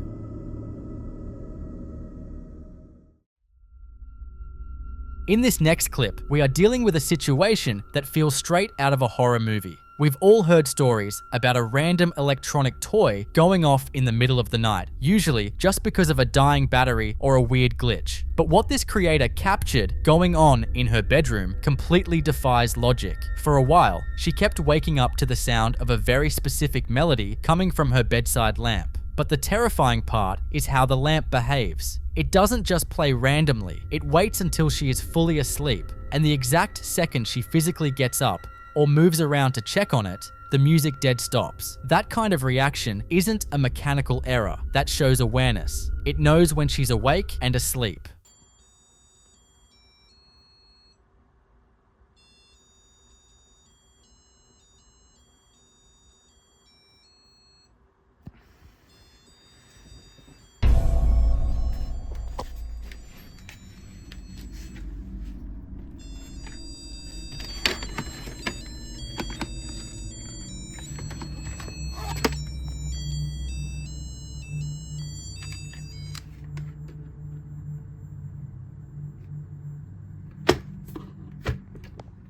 If you listen closely, the song playing is Auld Lang Syne, the classic tune everyone sings at midnight on New Year's Eve. Hearing that tinny, cheerful melody echoing in a pitch-black bedroom while you're trying to sleep is unsettling enough on its own. Naturally, the comment section was flooded with people trying to rationalize it, mostly claiming it's just the sound of a musical microchip dying on a low battery. But here is the massive problem with that theory. The creator explicitly confirmed that the lamp is completely unplugged from the wall, and it doesn't even take batteries. There is literally zero physical power source connected to this object. If a device has absolutely no electricity running to it, it cannot produce sound. Unless, of course, something unseen in that room is providing its own energy to make it play. So, what do you think? I'll leave you to be the judge.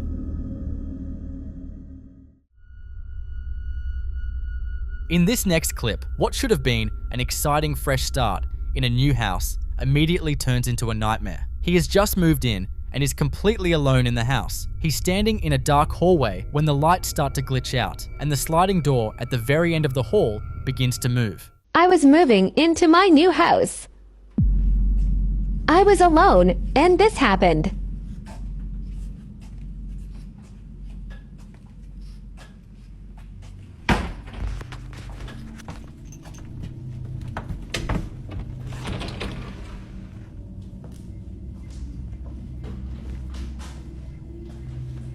Good luck to me.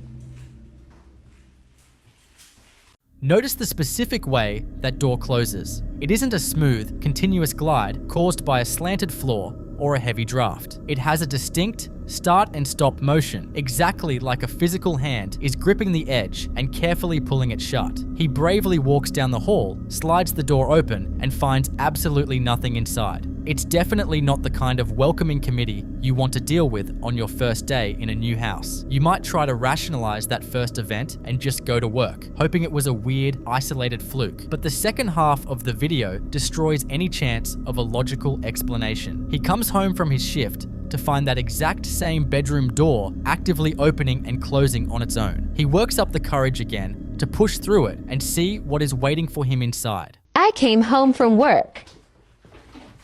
Something seemed strange. My lights were on and something weird happened.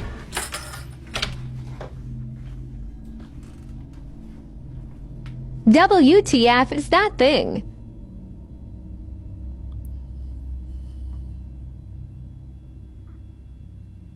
Somebody get me out of here. The door moving is creepy enough, but finding that vintage clown doll sitting dead center on his bed takes it to a completely different level of terrifying. Remember, he lives completely alone and absolutely did not put that doll there. In paranormal research, objects like old dolls are often viewed as trigger objects, items that can hold significant residual energy or even act as an anchor for an entity. Physically transporting an object like that and placing it directly on where he sleeps while he was out of the house is a massive escalation. It's a very clear, very sinister message from whatever is sharing that house with him. I was in your room and I am waiting for you.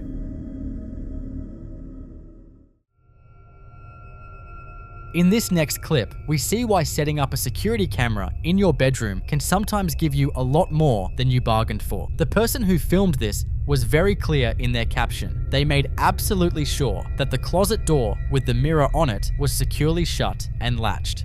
Watch what happens to it.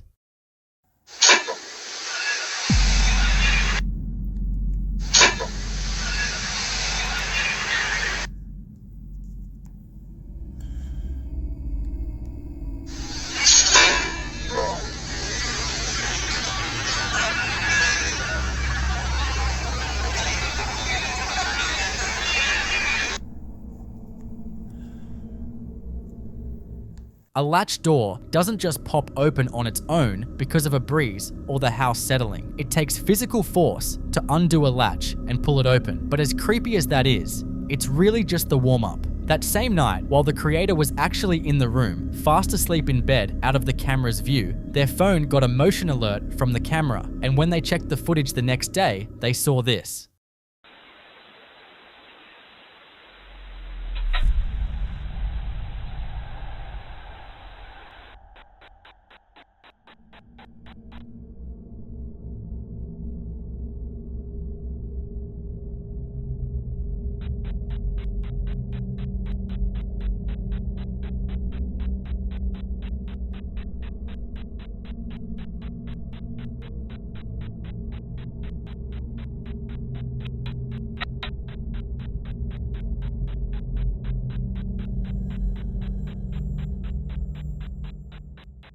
In the video, you can clearly see a distinct dark shadow moving across the wall and the door. The creator confirmed there was absolutely nothing moving inside or outside the house that could have cast a shadow like that. But the detail that really freaked them out is where the shadow ends up. Toward the end of the clip, the dark shape stops and just hovers right at the foot of the bed, lingering exactly where they were sleeping. It's one thing for an entity to mess with your closet doors while you're out of the room, but standing over you in the dark while you are completely vulnerable and asleep, that is a massive invasion of privacy and honestly, a great reason to pack your bags. What would you do if you experienced something like this?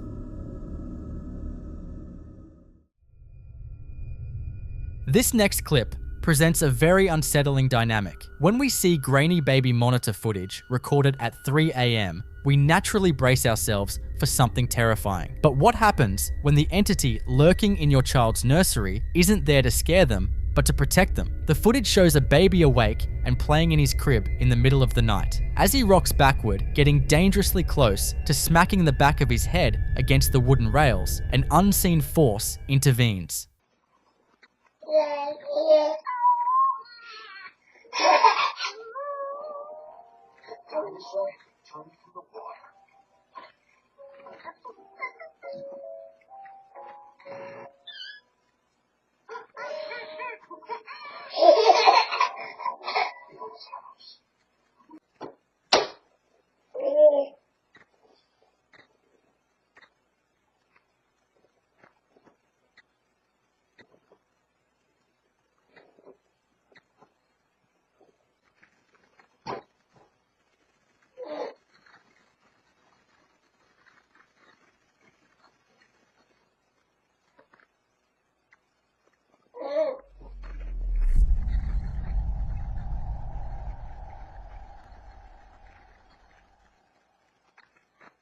If you watch the baby's momentum, the physics simply don't make sense for a self-correction. As the mother pointed out in its post, he is a 23-pound toddler. A baby of that size and motor development cannot abruptly halt a backward fall and smoothly glide forward using just one hand. That movement was a clear, controlled, and gentle tug from an external source, pulling him safely away from the edge. What makes this even more fascinating and eerie is the established pattern. According to the family, this isn't an isolated incident. They regularly capture this kind of activity around the exact same time at night, and the presence behaves in a distinctly maternal way. It doesn't just catch him when he falls. It has also been documented carefully adjusting his blanket to keep him warm while he sleeps. In paranormal theory, this is often categorized as a guardian spirit, or perhaps a lingering familial energy. And while it is certainly comforting to know that the ghost in your house wants to keep your baby safe, it is still an incredibly tough reality to accept that an invisible entity is taking the night shift in your nursery. In the following clip you're about to watch, a workshop owner is at home, casually checking his security cameras from his phone the way any business owner does when they want to make sure everything is running smoothly back at the shop. What he sees instead stops him cold.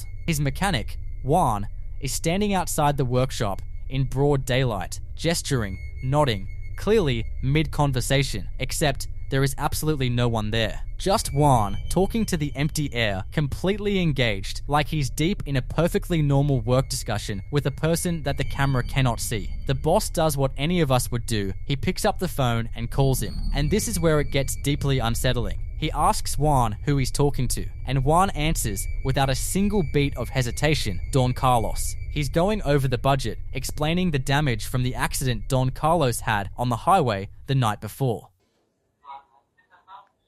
Estoy revisando por la cámara del taller, de mi teléfono, estoy en mi casa.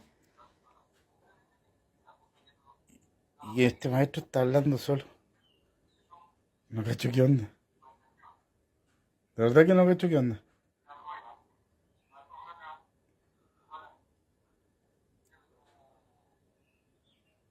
No, está hablando solo. Le voy a preguntar por cámara qué está haciendo. A ver, vamos a preguntar.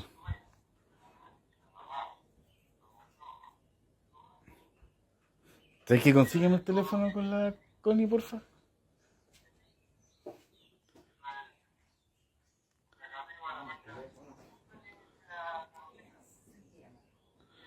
Es que no me da, está hablando solo, mira, Connie. No sé si estoy loco o qué. Mira. O me está agarrando para el hueveo, o no cacho. Llámalo, weón. No sé si me está agarrando para el huevo o no sé qué anda, weón. ¿Pero con quién habla, weón?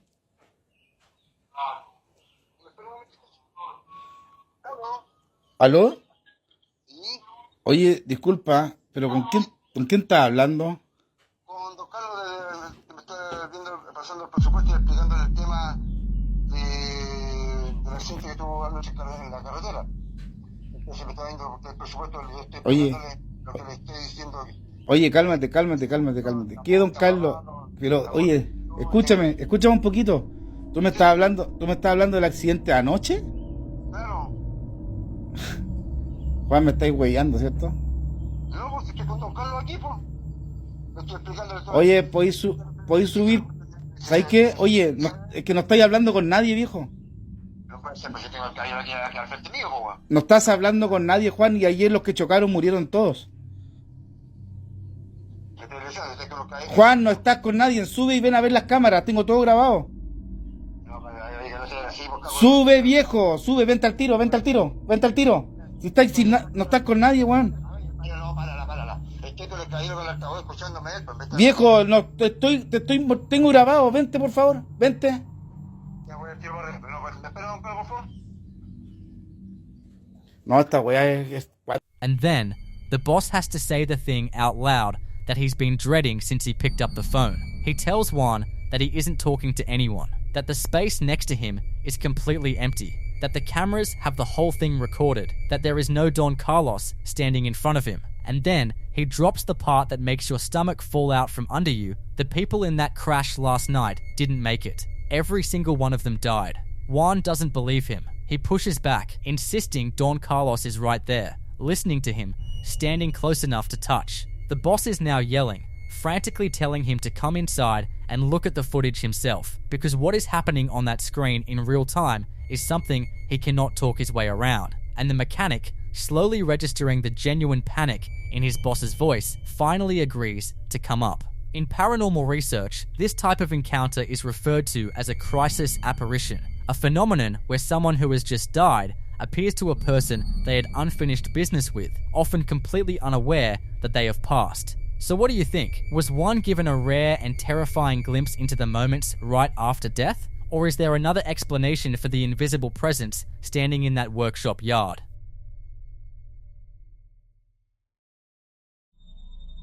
In this next clip, a woman is on day 3 of documenting strange activity in her home, and you can hear in her voice that 3 days of this has already worn her completely down. She starts by filming her ceiling light, which she says has been blinking rapidly and erratically for the past 10 to 20 minutes. Then she hears knocking coming from outside, walks out onto her deck in the dark, and calls out into the emptiness, but gets nothing back but silence. She turns around and goes back inside, and you can hear it in her voice.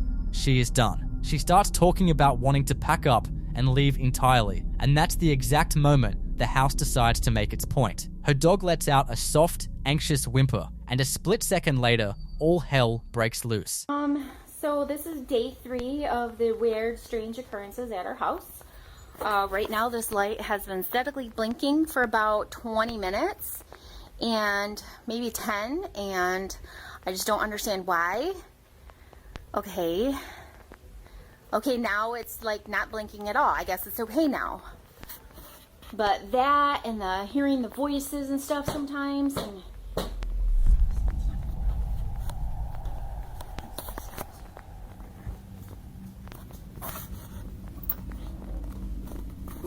hello?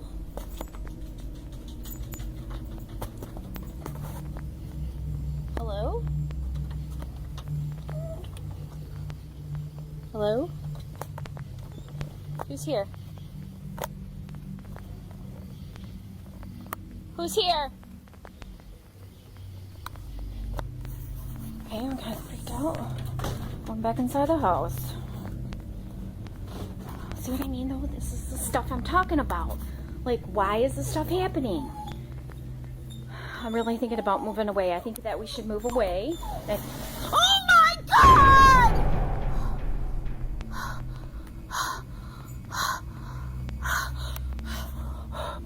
Did you see that? Oh my God. Oh my God.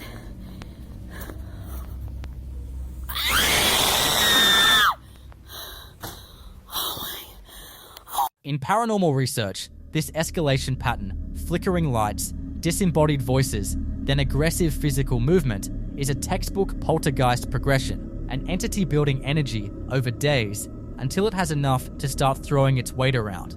The dog reacting a split second before the chair moved is the detail that stands out most, animals registering the presence just before it acts. So what do you think? Is something in that house feeding off 3 days of her fear? Or did things in those woods outside finally decide to come inside?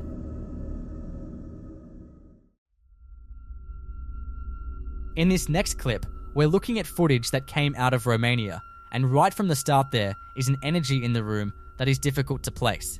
The person behind the camera issues what sounds like a command, authoritative, deliberate, invoking some kind of invested power, telling whatever is in that room to rip the curtain down, to pull it as hard as it can. And before the sentence is even finished, the curtain moves violently to the side. Prin puterea prin care am fost investit, să rup perdeaua aia. Trage-o cât are. Băi, Alin, băi. Doamne, băi, capul. In paranormal research, entities that respond to verbal commands are classified as intelligent and interactive, which puts them in a significantly more concerning category than residual energy. Something in that room was listening, waiting, and the moment it was given permission to act, it did, with everything it had. The second piece of footage, from the same source, opens on a shelf of old, framed, black and white family photographs, the kind that have been sitting in the same spot for decades, and the narrator begins a dramatic invocation, summoning whatever spirits, entities, demons, or phantoms might be present, calling on what he describes as a primordial power invested in him by the patriarch, commanding them to move a picture, push it down, do something, anything. The room is completely still. As he finishes, he waits, and then chaos. The camera swings violently, there's a sharp cry of genuine shock, and the footage cuts abruptly. The kind of cut that doesn't feel planned. The kind that happens when someone drops everything and runs. Oricare spirit te afla, oricare entitate, oricare demon, oricare strigoi, prin puterea primordială prin care am fost investit de către patriarh, îți ordon să miști. Mirela. Mișcă poza aia sau dă-o jos, fă ceva. Mași de aici! Aoleu! Uitați pozele, uitați poșetele, uitați poza că nu e legată cu nimic. Da? Uitați. Uitați pozele, uitați. Da? Da, Doamne. What's striking about both of these clips is the consistency. The same location, the same person, the same method of invocation, and both times, something responds. In paranormal theory, repeated successful contact with an entity through verbal command suggests that whatever is present in that space has either been there long enough to understand the ritual being used, or it has attached itself specifically to the person performing it. Those photographs on the shelf are the detail that lingers, old family images, faces from the past, in a room where something is clearly still very present. So what do you think? Is this a genuine case of successful entity communication, or is the energy in that room something that was never meant to be provoked?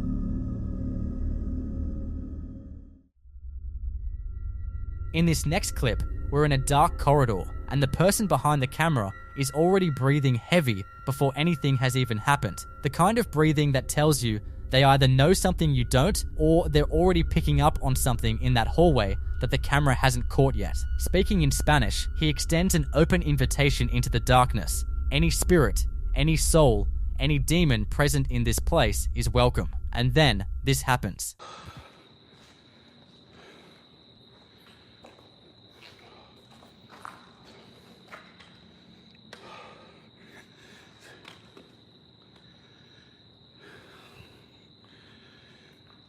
cualquier espíritu, alma, demonio que se encuentra en este lugar, muy bueno, eres bienvenido.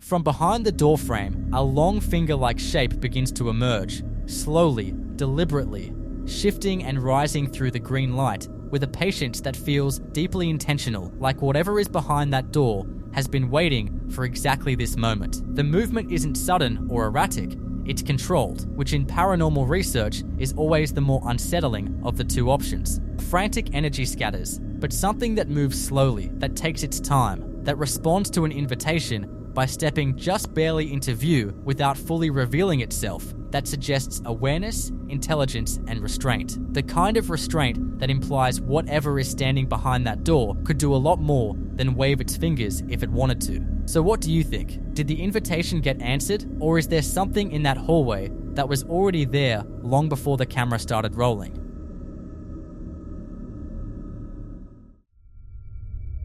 In this next clip, two kids are standing in front of a set of double doors leading into a bedroom. One of them politely addresses whatever is in that room, asking if it can shut the doors.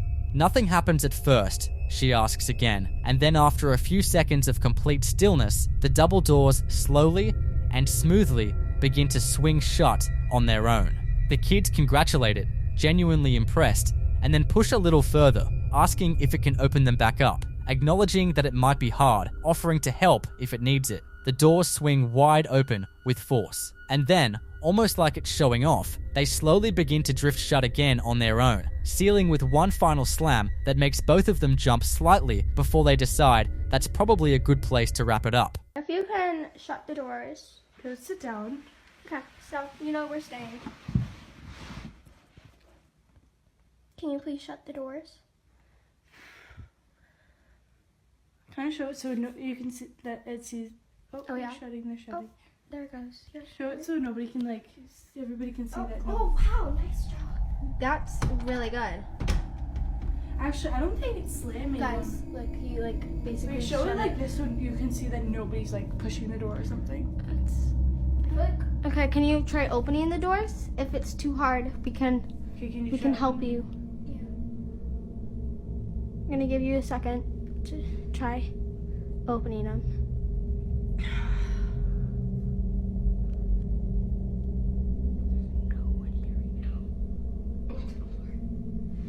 Okay, so I'm gonna give it a little push right here. That's good. Now can you please open them? Or shut them? That might have been a little hard right there.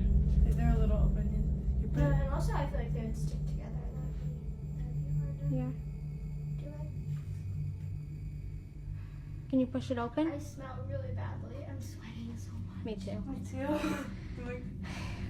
Let's shut it. Oh, awesome job. I feel like this will be easier to open. Wait, can you try opening it?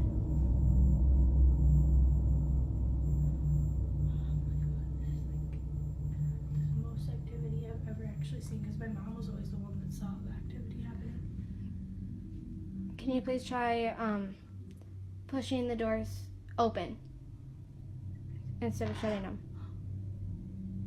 Wow, nice job. That's really impressive. Oh, is it? Oh, never mind. That was just. Okay. Wait. It's shutting them. Good job. Try keeping one open. Oh, nice job. Okay, guys, let's go downstairs. Okay, we're gonna head downstairs. Okay. What stands out here isn't just the movement, it's the responsiveness. This entity wasn't doing its own thing and happening to interact with the doors, it was taking requests, adjusting to instructions, and operating within the parameters of the conversation. In paranormal research, that level of real-time interactive communication points toward an intelligent haunting that has been present long enough to understand how to engage, which lines up completely with the idea that these kids grew up alongside whatever this is. On a separate day, we see a similar level of casual familiarity with something that probably shouldn't feel casual at all. A young boy is sitting at the top of a carpeted staircase while a flashlight sits on a lower step, rigged so that the slightest internal contact turns it on or off, a classic method for spirit communication. The woman behind the camera asks if this is the same little boy they encountered the other night and tells it to turn the flashlight off if it is.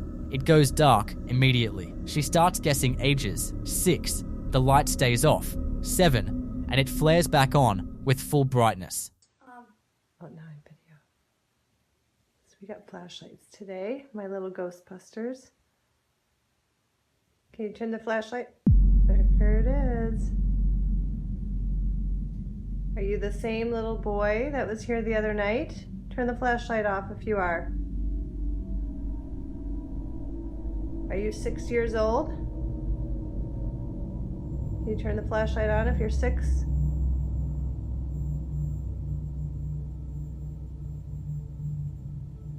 Or was he 7? He was 6.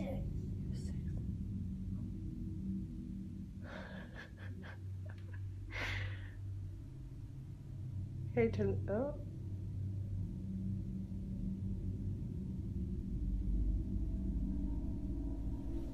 Were you here the other night? Is it on? Yeah.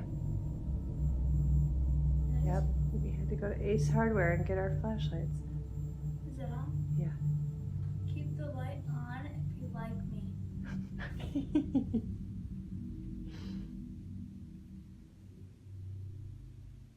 But the moment that makes this one unforgettable comes right at the end. The boy on the stairs decides to ask his own question, keep the light on if you like me. The flashlight clicks straight off. The kid facepalms, the group bursts out laughing, and somewhere in that house, a 7-year-old spirit just delivered a cleaner punchline than most people manage in a lifetime. So what do you think? Are these families sharing their homes with something harmless and familiar, or is the easygoing nature of these interactions exactly what something more calculated would want them to believe? In this next clip, we're introduced to Morgan Morrison, a cake maker who has come to the conclusion that her bakery is not just a place of business. It's a place of business with a permanent resident who didn't sign a lease, and the evidence she's been collecting is hard to argue with. Knives, utensils, items that were perfectly placed and perfectly still, just deciding to move on their own. A knife hanging from the ceiling with no logical explanation for how it got there. Objects that have no business relocating themselves, doing exactly that on a regular basis. The kind of activity that starts as a minor inconvenience and slowly becomes impossible to keep explaining away. Hello guys. I did not think that I was going to blow up on ghost talk during work on a Friday morning. I do not have time to answer everybody right now, but I do know that some people are aggravated that they have to sit through 12 minutes of me being long-winded to see the actual footage. So here is a short montage of the footage I have, episodes 4 through 4.5 that I have shared, just so you can see it without having to sit through it. If you have questions or comments, odds are I've probably already answered it in past videos. Feel free to go watch. Okay, talk soon. See you for episode 5.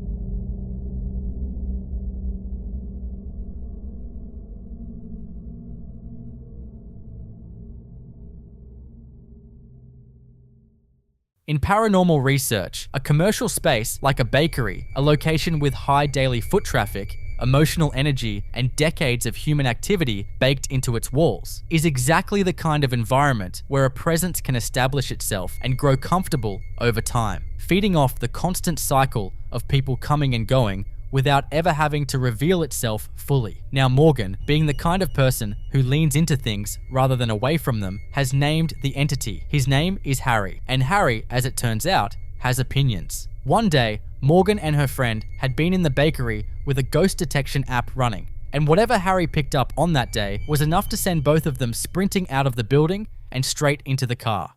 I'm gonna kill you. I'm gonna kill you, right? I'm gonna kill you because this time you can make me cry.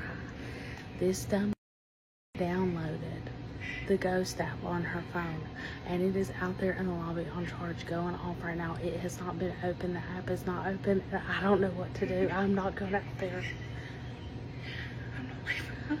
I'm leaving your ass, Courtney. I can't believe you did this. I cannot believe you downloaded that. Just stop.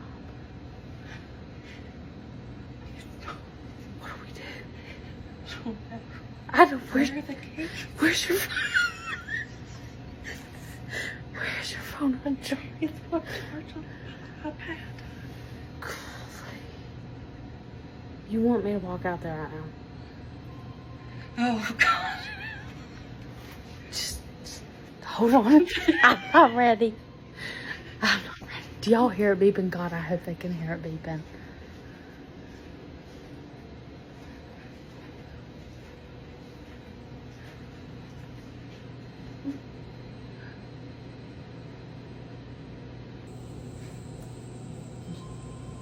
You go first. Good God Almighty.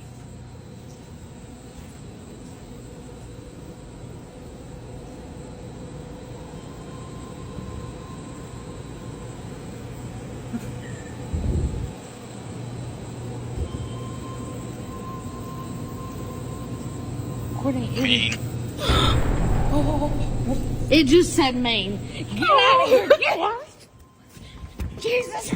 Now, ghost detection apps are one of the most debated tools in the paranormal space, with skeptics arguing they're nothing more than random word generators designed to produce spooky results on demand, and believers pointing to the sheer specificity of certain responses as evidence that something more is going on. But here's what makes this one worth taking seriously. The word didn't come in a vacuum. It came after a sustained period of physical activity in that bakery, and it arrived as a single, direct, unambiguous word with no filler around it. And the comment section was immediately divided on what that word actually meant. Half the viewers took it at face value, Harry announcing his own temperament, a warning of sorts. The other half had a completely different read, that Harry wasn't describing himself at all, but reacting to being recorded, calling them out for treating him like a spectacle. Which in paranormal theory actually tracks. Intelligent entities that have occupied a space for a long time can develop a strong sense of territorial privacy, and being filmed without consent, so to speak, could absolutely provoke exactly that kind of single word response. But whether Harry is mean or simply misunderstood,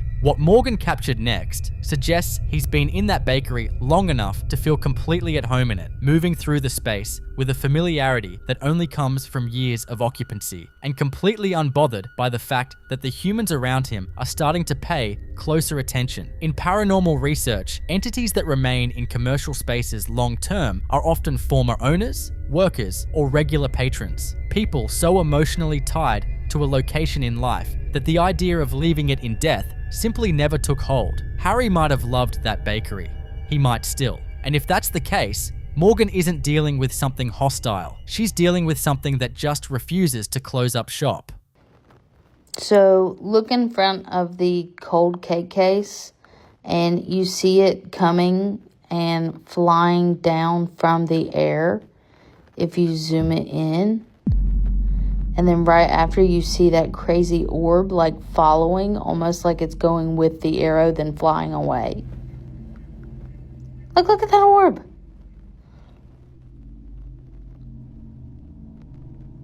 Little spicy thing. So yeah, That's kind of Harry's MO. He likes to make things appear from nowhere, and he loves throwing things. He's actually been very well behaved since I got back from my retreat. However, I did hear that he acted up just a little bit while I was gone. I believe he threw a glue stick at a customer and an M&M at a customer. So yeah, he's just playing around these days. It's really funny. I'll give you some bonus footage. So, okay, I am a really heavy sleeper. Like, I've told you this in past videos. When I go to sleep, I completely, could sleep through Hurricane Katrina, okay, and wouldn't wake up until rescue came. Like, that's how heavy of a sleeper I am.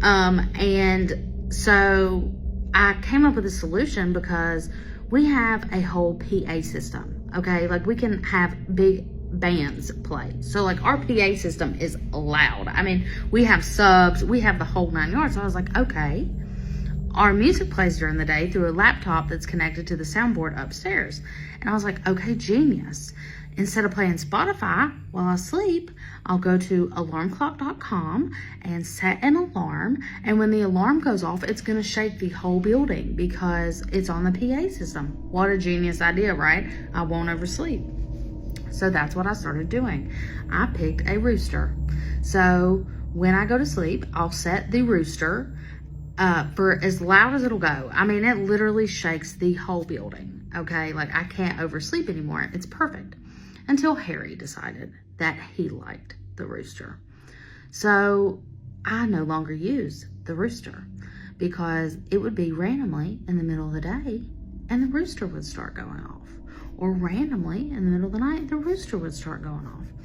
So I got to the point where I'm like, okay, I'm gonna exit. I'm on alarmclock.com. I'm going to the queue, making sure there is no alarm set, no future alarm set, ever, ever, ever. It's not. I'm gonna exit off of the tab, and then I'm gonna close the internet browser completely.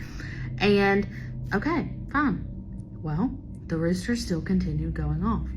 And one night it got so bad that like I would just be like, what in the world? Like, it would scare the crap out of me because not only it's just so loud, it scares you, and then you realize a freaking ghost is doing it, and you got to go upstairs to turn it off, which is like the scariest place in the building. So great. Well, one night it would not stop going off, and so I went up there. I made sure everything was cleared off, but it was weird because it will show you all the past. Like, it keeps a history of the queue of alarms that were set. And it was set for like 303, 323, 333, 343, all in threes. Like, repeatedly. And had done it every night of the week. And I was like,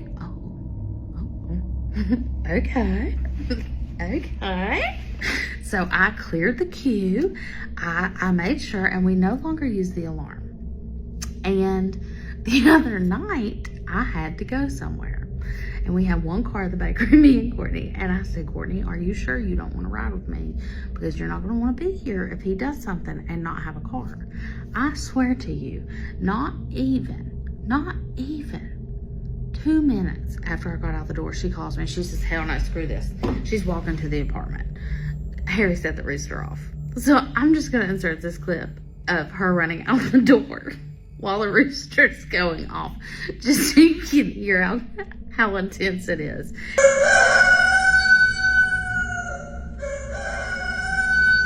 And it's just crazy because the internet browser's not even open. Like, he would have to open the internet browser. He'd have to type in alarmclock.com and set the alarm because it doesn't, like, it's not open. And it's so funny because she just left. She left it running. She wasn't going upstairs to turn it off. And by the time I got back and I picked her up so we could go back, I fully expected the rooster to still be going off because it doesn't stop. Like, it keeps going. It'll go for hours if you don't turn it off. It was off. It wasn't on. And alarmclock.com wasn't open. What are you going to do?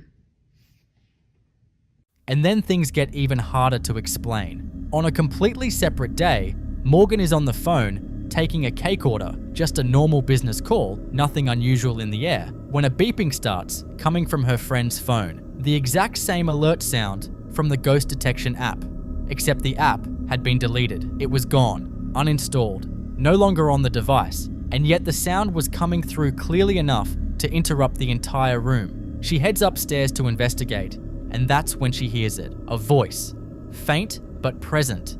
Something that sounds like it could be Gabby or Harry, or something that has decided that being deleted from a phone is not the same thing as being asked to leave.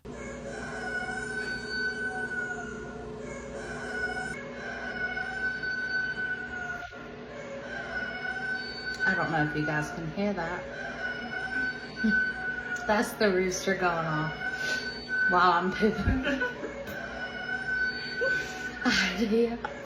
Hi dear. We get here. We just got here. And we were just sitting in here talking about how heavy it feels in here. And he has a new spiderweb plate obsession. Hi dear.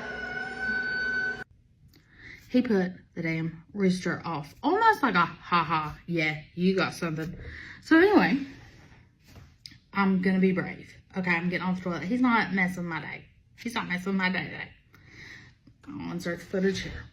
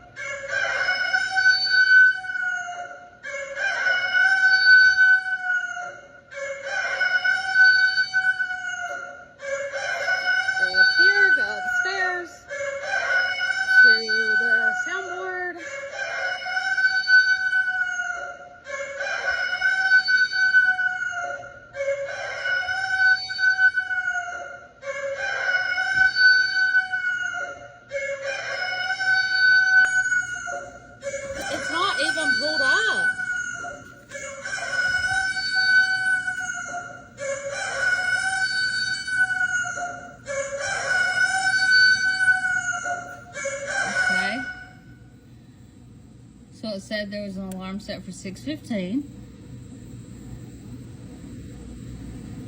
And then it had all these alarms set. I have not recently used this. I have not used this alarm system in months. So you guys are my witness, and I'm gonna sit here and exit every single one of these off. There's no alarm sets for the future. None. I'm gonna go up here. I'm gonna exit this tab. And that exited it off. I'm gonna open this back up.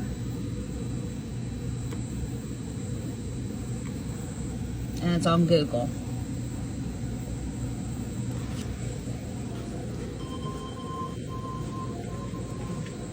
Bye. Bye. Footsteps. Oh God. Gary.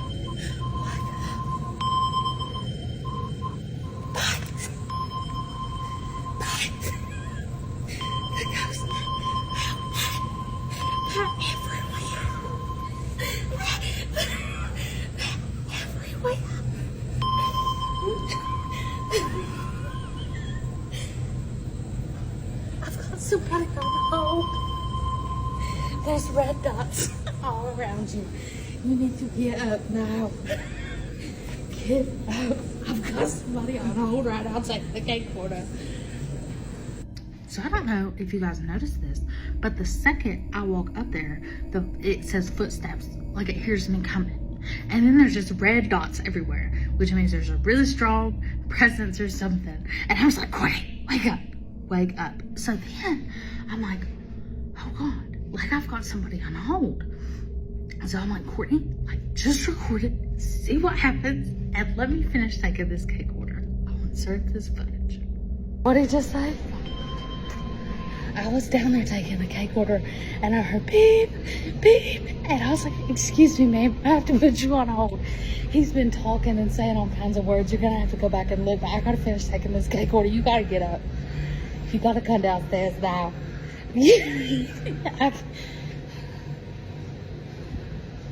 I I thought you deleted the app off your phone. You deleted it? Stop. Here, just...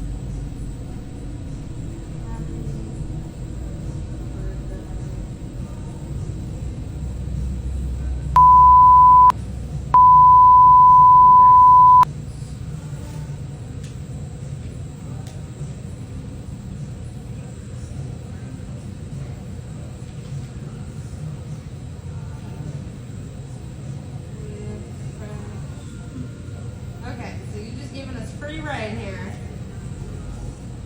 You're just giving us some free reign. Okay, what's your name?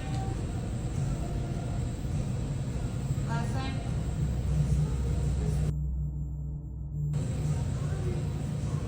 Okay, and what's your phone number?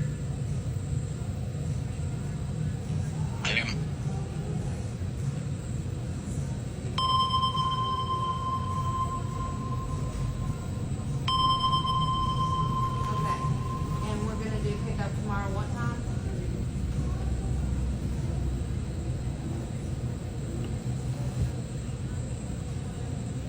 Stay.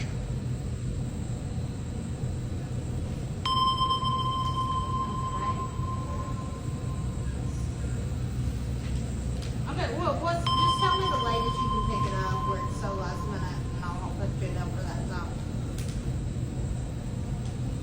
Okay, I'll put you down for 5:30 because we close at 6, okay? Okay, and do you have a card you can pay me this with over the phone?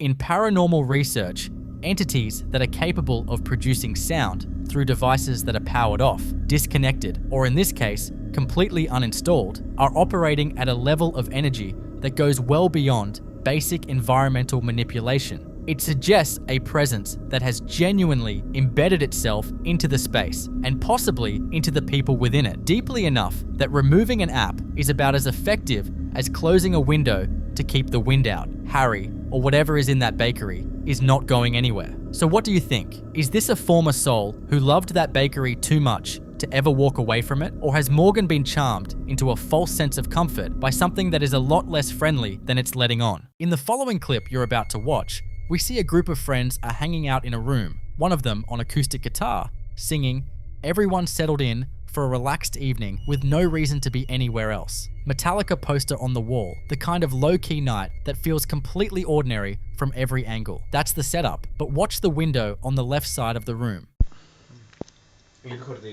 Λείπει μία χορδή. Δεν πειράζει, πάρε να Άρα, παίξουμε μια μαλακιά. Έπειτα. Παίξουμε ένα τραγούδι του δρόμου. Ένα τραγούδι του δρόμου. One, two, 1, 2, 3, go.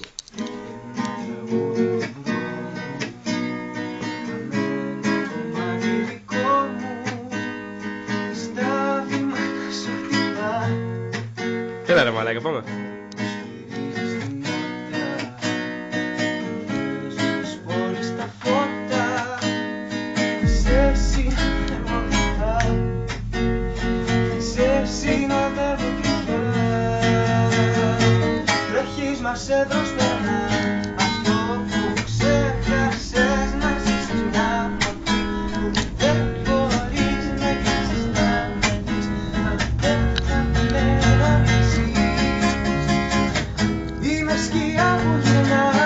A pale, blurry white figure passes by outside in the darkness. Briefly, just long enough to register. In paranormal research, figures observed through glass, windows, doors, mirrors, occupy a specific and deeply unsettling category because glass has long been considered a liminal surface, a boundary between the interior world and whatever exists outside of it. Cultures across history have treated reflective and transparent surfaces as thresholds, places where the barrier between the living and the dead runs thin enough for something to press through. A pale figure standing just outside a window at night, still enough to watch, close enough to see, that isn't just a jump scare. That's something positioning itself at exactly the kind of boundary it would need to be at. So what do you think? Is there something on the other side of that glass? Or is this just a very precise reminder of why we don't like looking out dark windows at night?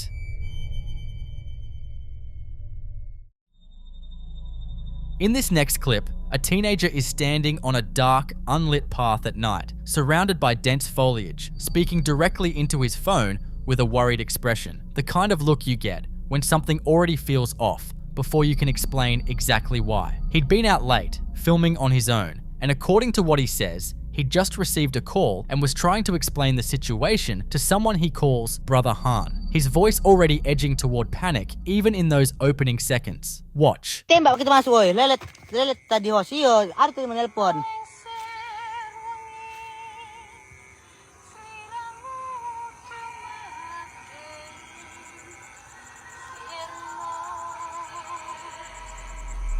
Bangan, tembak-tembak bangan, gitu ke ujung bangan. Aduh tembak-tembak.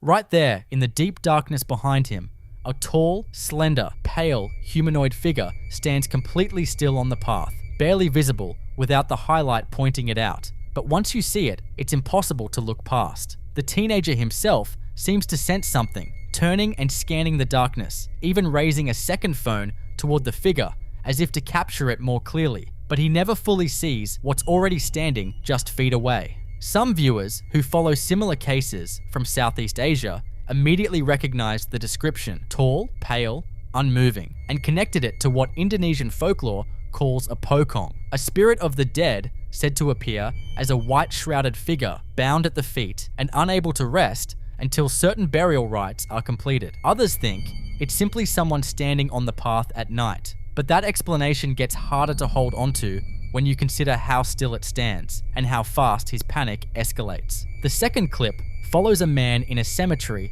at night, visibly shaken before he's even said a word, standing among green-tiled graves with the darkness pressing in from every direction. Take a look. Apa challenge?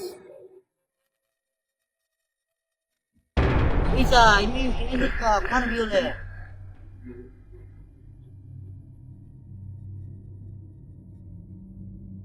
Mana apa challenge, oi? Mana ni aku cek?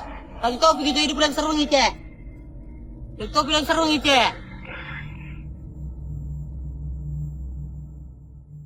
Behind him, framed between two graves, a tall, pale, white-clad figure stands completely motionless. It doesn't shift, doesn't turn, doesn't react to the man sitting just meters in front of it. He puts his hands on his head, sits down on the edge of a grave, and keeps looking toward the camera with wide, frightened eyes, asking, "What is that?" in a voice that's clearly not performing calm. The cemetery setting matters here because in Malay and Indonesian traditions, tall, pale figures spotted among graves at night are frequently associated with kuntilanak or pontianak, female spirits tied to death and burial grounds, often described as appearing in white, standing still before making their presence violently known. Skeptics argue both this and the previous clip could be someone stationed in the background for effect, and the dramatic sound design added in post-production doesn't help the case for authenticity. But the figure's stillness is what unsettles people most. It doesn't perform, it just stands there, and that somehow makes it worse. In the third clip, a man is sitting on the ground in what appears to be another cemetery at night, reddish-purple plants rising behind him, white grave markers visible in the row beyond. He's looking at his phone, expression heavy, the way someone looks when they're already on edge and trying to stay composed. Listen closely.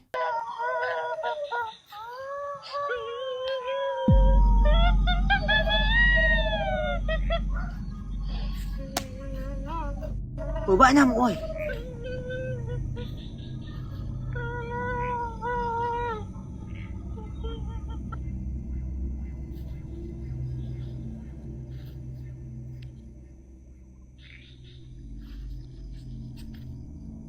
Tep boy.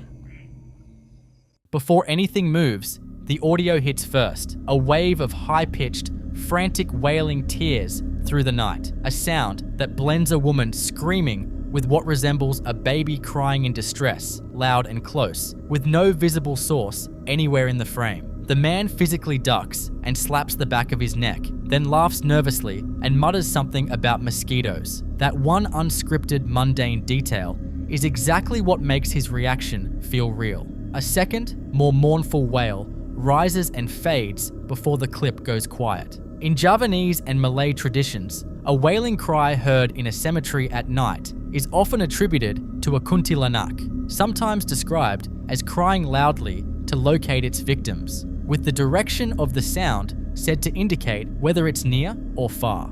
The man's final words, challenging whatever is out there to respond, suggest he hasn't decided to run yet. Whether that's courage or something else is hard to say. The fourth clip brings a teenager outdoors at night on a dirt path, trees swallowing the darkness behind him, speaking casually into the camera while crickets fill the air around him. His demeanor is relaxed at first, hands on hips, gesturing as he talks, completely unaware of what's hanging in the trees directly behind him. Watch closely.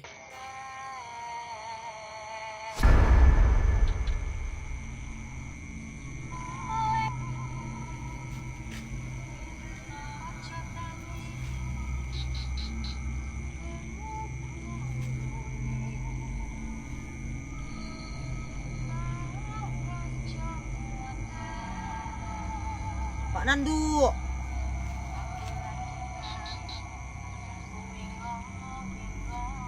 Satu corgi kita masuk ke dalam. Satu corgi kita masuk ke dalam. Tap-tap teman-teman, tap-tap. Apa anak nelayan? Hah? Satu corgi kita masuk ke dalam, satu corgi. A pale, draped humanoid figure hangs motionless among the dark branches, positioned there the entire time as he speaks, highlighted repeatedly while he stays oblivious, until around the halfway point when something shifts. His tone changes fast. He stops mid-sentence, looks off to his right, then over his shoulder into the black woods, and starts urging whoever's with him to go inside immediately. Hurry, hurry! His voice now raw with urgency. Some viewers suggested the pale shape could be a kain kafan, a burial shroud, referencing the same tradition tied to the pokong from the first clip. The idea being that burial cloth appearing in trees is considered a deeply bad omen in parts of Indonesia and Malaysia. It didn't move the entire time he was standing beneath it. What finally scared him off isn't entirely clear from the footage, but across all four of these clips, a figure on a dark path, one standing still between graves, disembodied wailing with no source, and something pale hanging in the trees. What stands out isn't any single moment. It's the pattern, the same region, the same type of figure, the same breathless reaction from people who seem to have no idea what's already right behind them. Like and subscribe if you're enjoying watching this video. What is it that keeps appearing in the dark? And why does it always seem to be waiting there before anyone even knows to look?